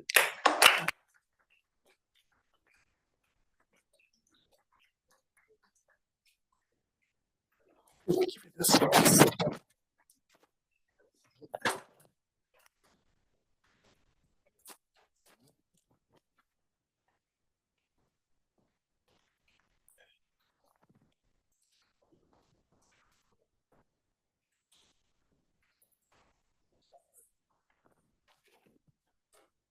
I don't have a Yeah. All right. So for those who do not know me, you must be new at BNI because I just left last year. It's been a year and maybe 6 days now since I've been here at BNI. But basically, I was a postdoc with Kathleen from 2020 to 2024, like Claudio mentioned. I've been wrecking my brain over the past many weeks trying to figure out. So we are celebrating Kathleen, and for me, are you celebrating the person, the researcher, a mentor, a friend, a teacher? She's been a lot of things to me. For those who know my relationship with Kathleen, she's been there with me during my highest highs and my lowest lows. She knows very well what I'm talking about. But just to go back, so my first slide is where it all began. The reason why I put an empty with nobody in here is literally because I joined just before COVID struck. So that was perfect timing. I joined and it was like lockdown, no people, you cannot interact. My interview was with Kathleen and with Dr. Gordon, and I still remember that because I was so in awe of her research. I always wanted to do something where it's more real life based, more functional, and she was working with kids with CP, and the idea being these bimanual activities, you're focusing on games and you're making it fun for them, and that's what I loved. So I approached her and she's like, so do you have any questions? And I was like, yes, I have this one question about this one research paper. And she giggled. She actually giggled during the interview. And I remember that because I think it was just really unheard of, kind of like what Vibhu was talking about yesterday. Like she just comes in when he was giving the interview. Anyway, not to deviate. But the idea being she actually giggled and she was like, oh yeah, I didn't really like that paper that much. And I was like, wow, she's amazing. I mean, imagine somebody who's ready to criticize one of their own papers, with a pinch of salt and being so upfront and honest about it. And I remember keeping the phone down when I got done with the interview. No offense to Dr. Gordon, but when my husband asked me, how did it go? I said, yeah, one was okay, but the other one was amazing.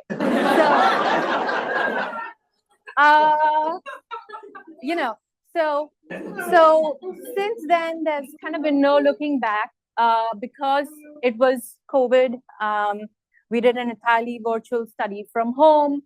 Our lab was much more bigger then. There was, as in now COVID got better and decreased. I got involved with camp and I got really some amazing hands-on experience with what that was about. We were able to get some papers out. I've been somebody where, it's like what Kathleen mentioned, and I'm very grateful. But it's very tough for me to get excited about things. And when I don't, I get very disheartened. And Kathleen she's an amazing teacher and a mentor because she has a way of finding your weakness and turning it into a strength. So I remember she asked me, she's like, hey, I'm thinking of writing a paper on adults with CP. Why don't you like help me figure it out? So I said, yeah, sure. This is amazing. Like my first author paper, blah, blah. And I didn't really know what I was going to do. Like I was like, okay, I need to get my postdoc and I need to get out, set up my own lab. But I had no direction then. I did not really know what I wanted to do. I knew I did not want to work with kids because I love them. I have one, but I cannot. It's just a lot with their nap times and sleep times and oh my gosh, the entire thing. So she was like, why don't you write this paper with me? And when I was doing research on adults with CP, it was a big reality check for me because I thought CP had been figured out. There's been so much research in CP that, you think they transition into adulthood and probably it's the same thing. What I found out was that once people, there's extensive research in kids with CP because, that's when you want to maximize functional recovery and you want them to really become the best of who they can be.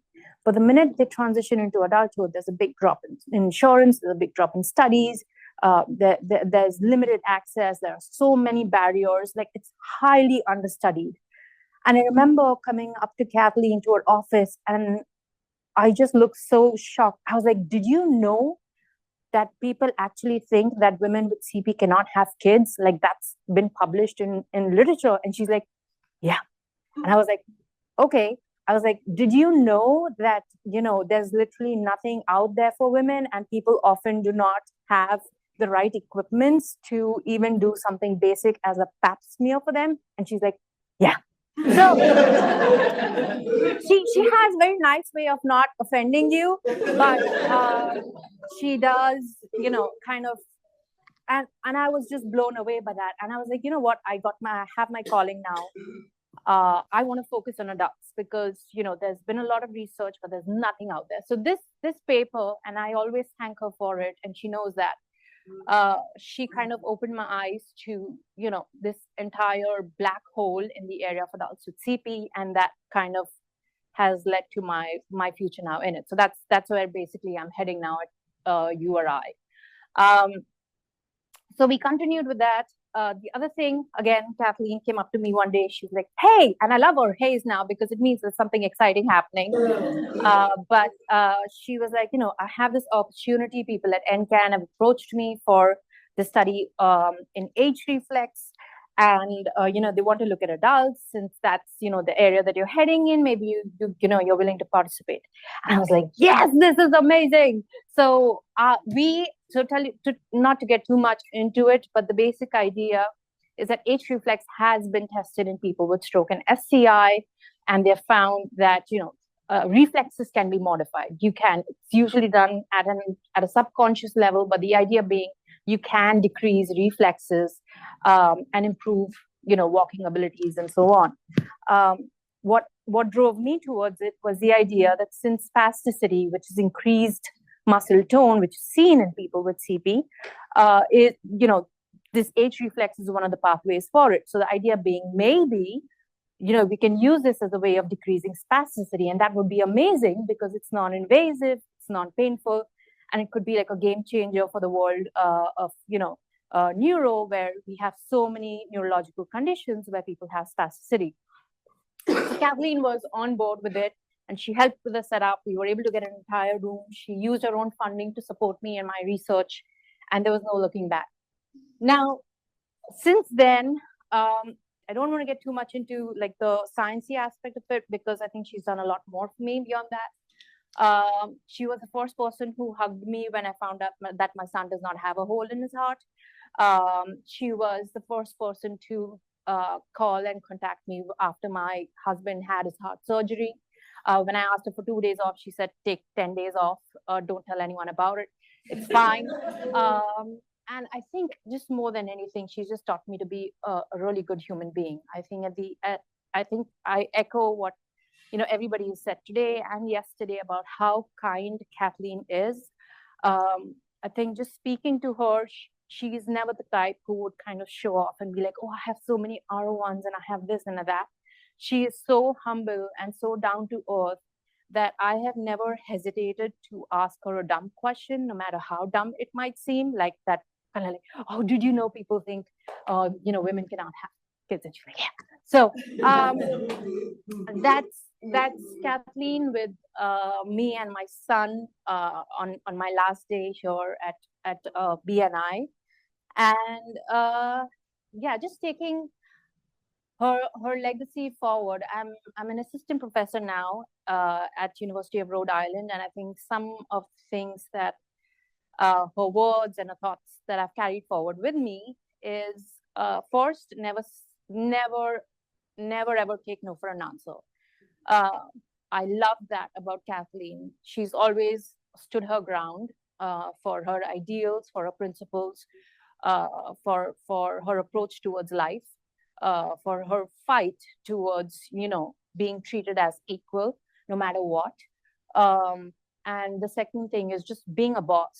She's so fantastic and she's so amazing. And I'm pretty much going to try to be the same. So, and last but not the least, just be kind always. I have a tendency to be a little bit more on the sarcastic side, which she really helped tone down. I think it has worked. But just having a shoulder to lean on and just listening and hearing you out. So thank you for being an advisor. Thank you for being a mentor, a teacher, and a friend.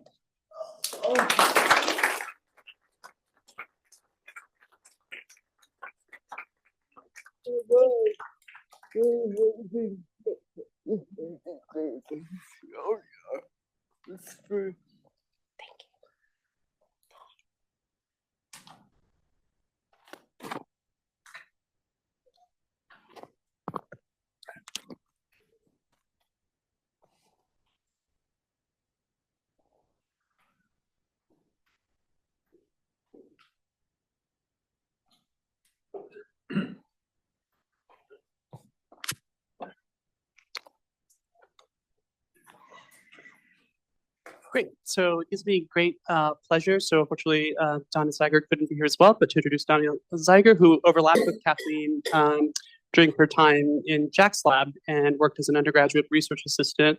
And she's currently a children's literature writer. And so the prompt that Kathleen received associated with Donna was, what moment with this person still makes you laugh?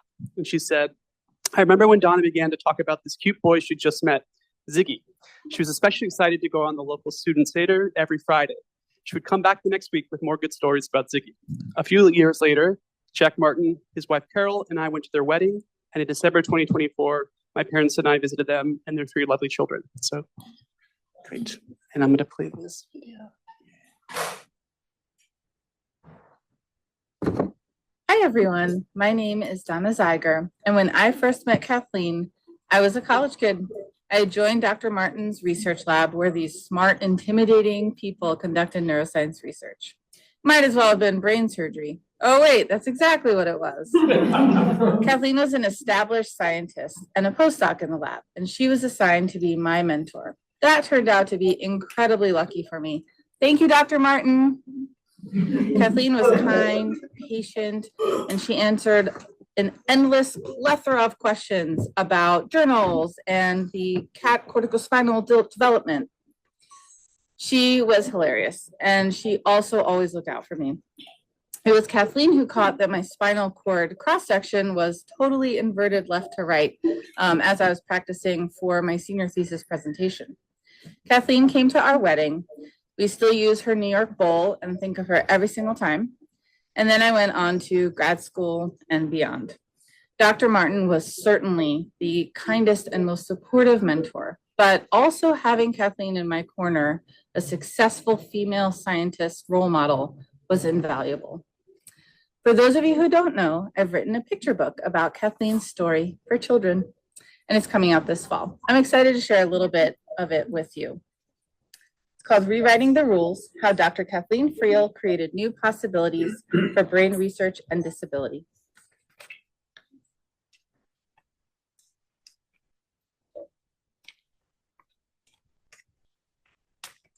Dandelion wisps dared Kathleen to make wishes. Kathleen blew, or at least she tried. Kathleen's eyes blinked, her head shook, her arm trembled, the fluffy seeds stayed stuck. Kathleen was born with cerebral palsy, and her muscles didn't always listen. Instead of glowing, she fiercely flapped the flower. At last, seeds sailed and laughter soared toward the sky. When Kathleen was a toddler, her parents wanted to know how to help her learn to walk, to speak, and to do other things for herself. They brought her to a doctor who told them that part of Kathleen's brain that controls her muscles had been injured when she was born. He said, "She will never walk normally. She will never speak clearly. She will never get better. Send Kathleen to live in a place where others can take care of her so you can focus on your younger children." No way. Kathleen and her parents walked out the door, leaving behind that doctor forever. Kathleen was actually the first person with CP that I ever met in the sciences or even in academia. Kathleen's tenacity, scientific rigor, and intellect, and also her sharp wit and her strong sports opinions made indelible marks on me as a young scientist and everybody else, and these marks are ones that I've carried with me. Through Kathleen, though, I've also witnessed society's stereotypes, hurtful assumptions, and cold-hearted exclusion of people with disabilities, mistreatment, mean comments, and constant dismissiveness of one of the smartest people I know and a distinguished scientist in her own right have been horrifying to see. Observing these kinds of failures to accommodate her and others after she already persevered and succeeded in a challenging male-dominated STEM field has been a rude awakening to me about the many uninclusive aspects of daily life. And all of this, her scientific prowess, success, her tenacity through society, her evolving ability to rewrite her own rules, gave me some courage and strength to rewrite my own rules. When COVID hit, I had a newborn, a toddler, and a sobbing, hysterical oldest child. I decided to resign from my professorship and dive into homeschooling and pursue this lifelong dream of becoming a children's book author. I couldn't possibly be prouder of the fact that my very first book is Kathleen's story, which I am honored that she trusted me to tell. This book, like I've mentioned, is called Rewriting the Rules. And although it's entirely about the force of nature that is Kathleen, it is a tribute to everything she has taught me. Read to you a little bit more. This is towards the end. Kathleen has cerebral palsy, and she rock climbs, she bikes, and she skis. And after 9 years of punches, kicks, and board breaking, she earned a black belt in Taekwondo. And here she is with her amazing lab, where she works with kids. The world is full of limitations, but as Kathleen discovered, there are many ways to wish on dandelion wisps. Kathleen just had to find her own. Kathleen and her research are paving the way for people with cerebral palsy and other disabilities to be heard, to find their own approaches, and to rewrite their own rules. So let us take notes from the great strides and impact that Kathleen has made, and let us all rewrite the rules. Kathleen, thank you for everything. I'm so honored to be here, to be celebrating you and your achievements in science, but also your achievements as a female scientist and a person with CP. I'm excited for kids everywhere to get to know you. I'd like to invite Dr. Kathleen Friel up.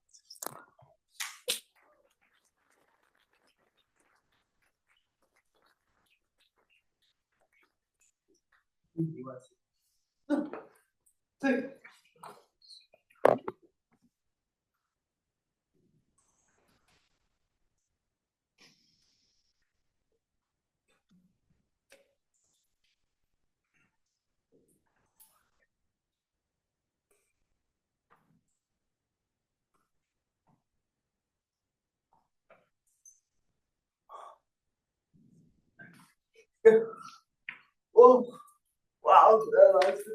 Thank you, Donna. Thank you. All of you for being here.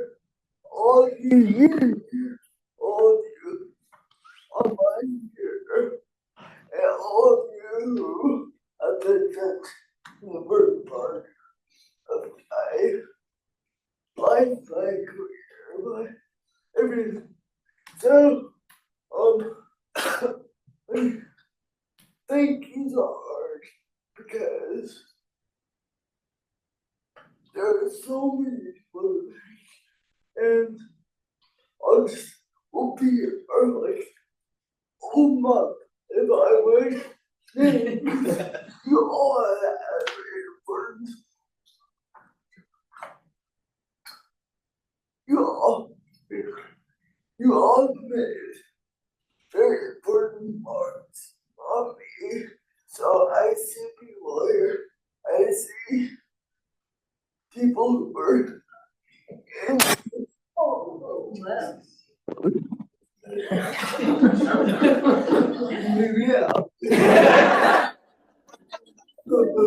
Wait.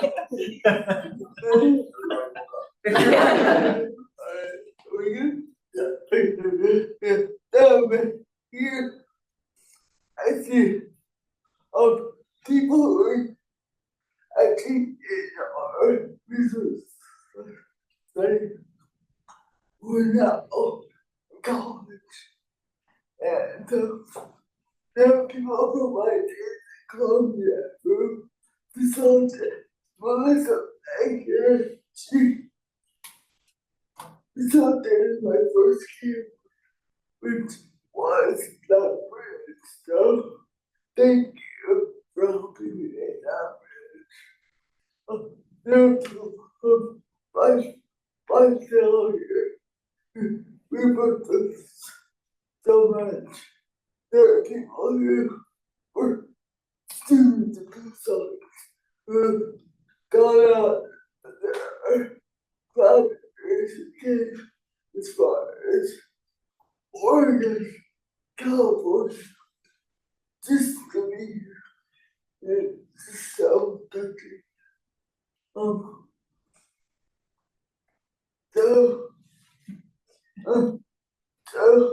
of course, the most important people in my life are my family. So my parents are here in the past. And the middle is for my Kevin, who's from the family. On the end is my mother, it's like over the left side of our campus. When she saw this, my niece Abby, and Abby's mom and siblings are in that picture. So, really, my family gave me the rules. I mean, for them saying no to that first thought. They could have said yes. They could have just said, oh yeah, doctors know best. So, but they did. So, I mean, I'm incredibly grateful. So, I do have a little something from all the time.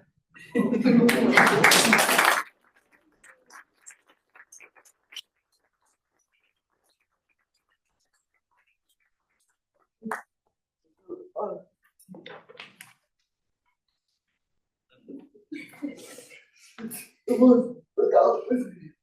So they could. I'll be so bad. I'll be.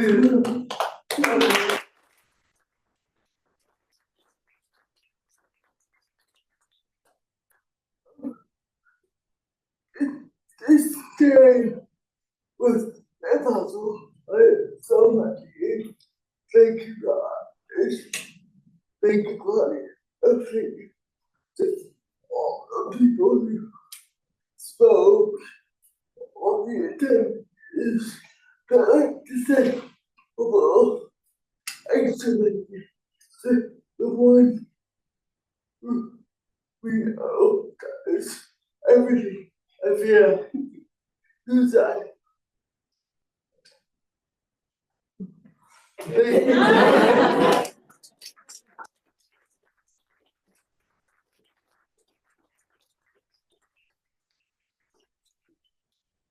Thank you for watching. Yes, thank you. Thank you. And the other person is everything around here is same with me. Thank you.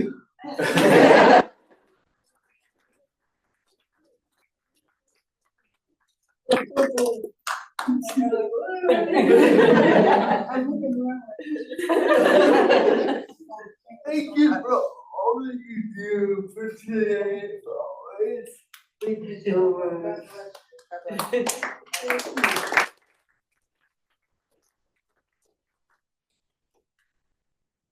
So when I attend the events like this, and there's these gifts, I always wonder what they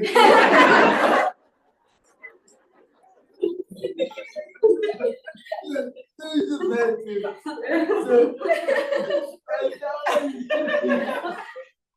I found these amazing little different, and they reflect the three colors of the tag.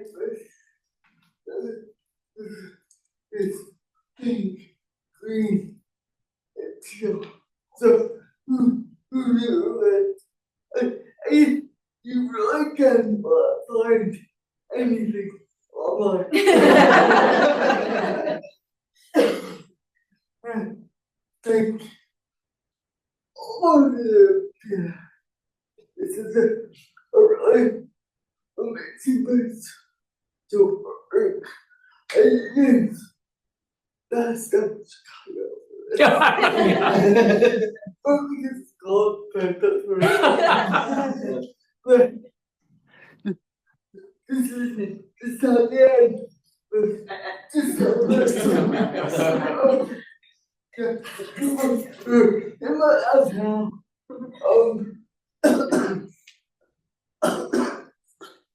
a photo many of them is are from there. See the pictures, funding, some people funding, and it's mostly, and I see, so thank you to the staff, and is the our food officer for many years, guys. Good to do that. And there's so many other let's give you all the pictures of people of my life outside here. So these are just collaborators from Brussels, from all over the shop is here for Florida. And if I showed everybody, you would be like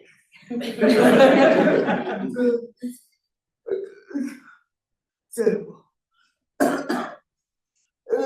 I'm also very active in my church, and it really, you know,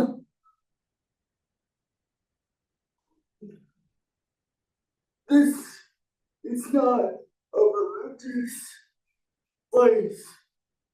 My faith has really driven me to do what I do. Just the same things that all religions believe. To be kind to others, be generous, to be honest, and just know that we're all very deeply loved. Congratulations, I take on the when I was about 35, like Davina was saying, 18 was thinking it's no fun. So I was feeling like I needed to do more. But of course, yeah, physical health, it's not going to change or adults. I tried yoga, but I was like, oh, it's so boring. Like 9 years, oh yeah, but like think on it, like, it's so fun. I mean, and we stretch, we do a lot of the same motions that I've done for decades in physical therapy, but instead of being in some office that smells like bleach, I'm with my friends and we're punching each other.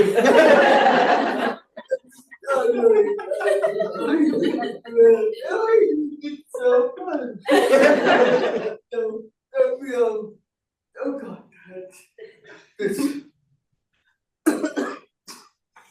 and I resent my future diagnosis.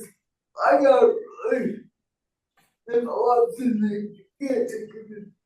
I'm so thrilled to have some of my cancer friends here today. So that's really cool.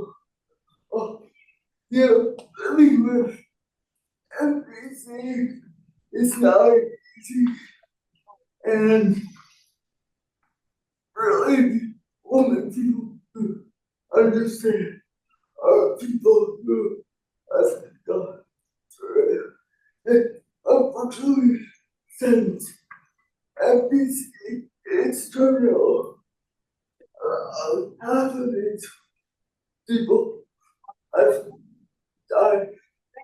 So it's also a really sad thing to get so connected, but the reality still sucks.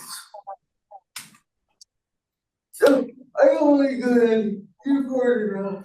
Oh, yeah, science, but basically, all my experience were focused on its training, effect, function, and neurosurgery. So it's science that it cuts out of people's life, and each lab was different angles on the same major issue. And I felt like it's a really good mix of socializing and diversity. And I did plan a lot of it. There were things that really fell into place that were particularly planned. So I just feel so lucky that these things happened. Like, I never told you, I don't think I ever told you this really, but I was seriously considering taking a year off after college to do church volunteer stuff. And if I had done that, you would have already been fine. So things that I just always do. And you know, being Jack's focusing on guys. And then meeting Andy, it's like, oh, I do not like kids. I'm like, what?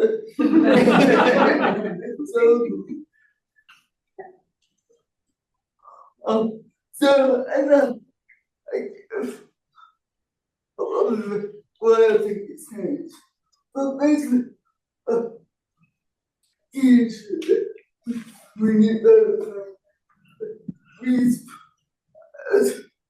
overall, spend so much time, money on research and realization.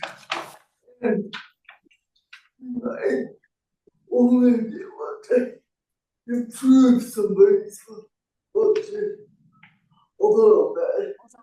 And as scientists, we think, oh, that's good. No, guys. You're teaching and we're prepared to turn all that really. Oh, and it's not enough for people living with the kids. I think this is actually it's to combine that. One thing has no one thing has worked that we have to get better models of that. I read all the time about science who recover 100% from brain injuries in like two like that's not good. That's not real.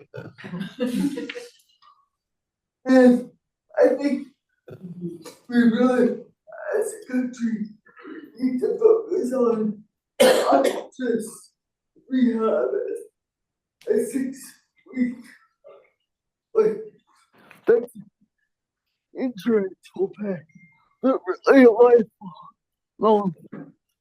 So like me going to the corner, we need more accessible engaging gyms. And we also need better engagement with patient advocates. So it's all great to do research, but you really want to hear from people with lived experience. That's what really matters to us. So, advice for drink. Well, it's if you work really hard to get out of block place, don't worry, we'll you. Sorry. Unfortunately, this is not how it works. I visualize. Just work hard. But we're living in a different world right now. And I've got no answers, no ideas to make a difference. I don't think the guy on the left is gonna listen to me. So we have to recognize that it's a rough time in history and in science. So my best friend my favorite once again is the surroundings and he always says the flowers. So we're gonna see the science infrastructure of the US start to crumble a little bit. So see what we can do to help and do the best science. Don't give up. Don't think our science is like it's over. Still do the best you can. Don't let me dim your life.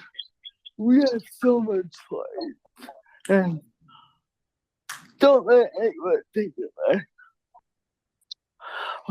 Make sure your eyes dim and how you do science. That's how you interact with each other. It's amazing, sounds simple, but it's really, really important. Be generous to everyone you meet.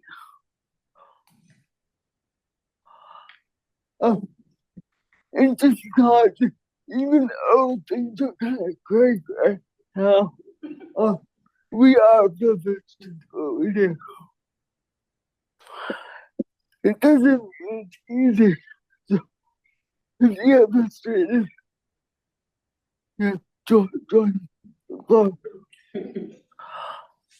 So, we know that that's a reality for us for life. We need to measure activity with stuff and value everyone nature around our community. And also, I know it's very challenging to be a good scientist, but try to find things outside the lab that give you joy. Because what I've found is that those things actually make me stronger and make me more able to do the best science I can do. Together, we can change the lives of people with disabilities. I'm going to end with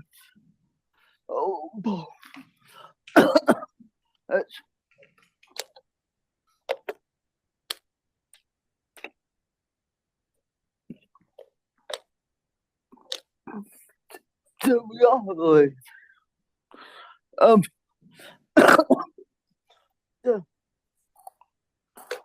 we've been,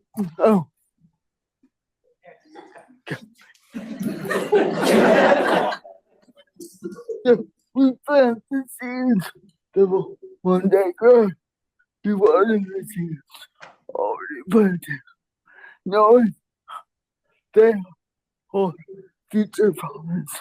We made foundations that will give further development. We provide peace that produces effects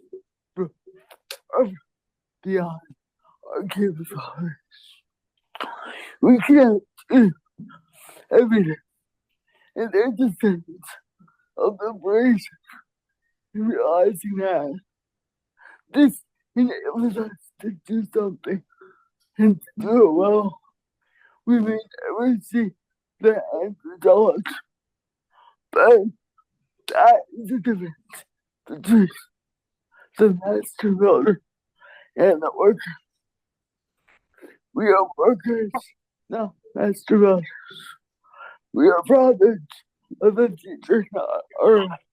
And this was written by Bishop Ken Under. It's often called the Oscar Romero prayer. Even the Oscar Romero declared it. And I had this quote on my office door. This is Judy. The mother of disability activism unfortunately she died a few years ago, but she said she wants to fight students to help people change the world. So I thank you all, and I'm just so proud to be a part of your life. So thank you. Sorry, I forgot to say this the first time, but Kathleen didn't want to let this slip. So, the question was, what was something they did intentionally or not that made you feel seen or supported? And Kathleen shared this anecdote. She said, soon after I joined her, I went to my car, parked at the train station one winter night. Suddenly, 3 cop cars surrounded me. The person had seen me stumbling in the snow and reported a drunk driver, but I wasn't drunk or even driving. I gave them local references who could confirm my CP diagnosis. I emailed Raj to explain why the cops might call him about his newest hire. Raj scheduled a meeting with the police, and we both educated them on how disabilities can look like intoxication. So I think she's very grateful for that. Well, Kathleen, thank you for having such a wonderful network and community, wonderful family. You know, it's a little hard to acknowledge that you will no longer be piping up at faculty meetings and telling us about your newest publications, but obviously this is not goodbye, and we care about you and love you deeply, and are rooting for you and are always here for you.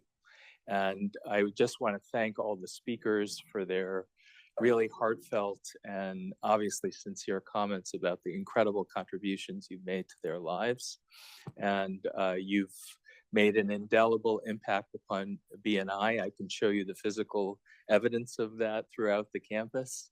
And we thank you for that. And it would be remiss if I didn't acknowledge the great work of Diana and others in putting together this amazing day that we've had last night and this morning. And I just want to end by saying, you know, this is this should buoy all our spirits and acknowledge what's really great, the best in academic science and in the world. Thank you.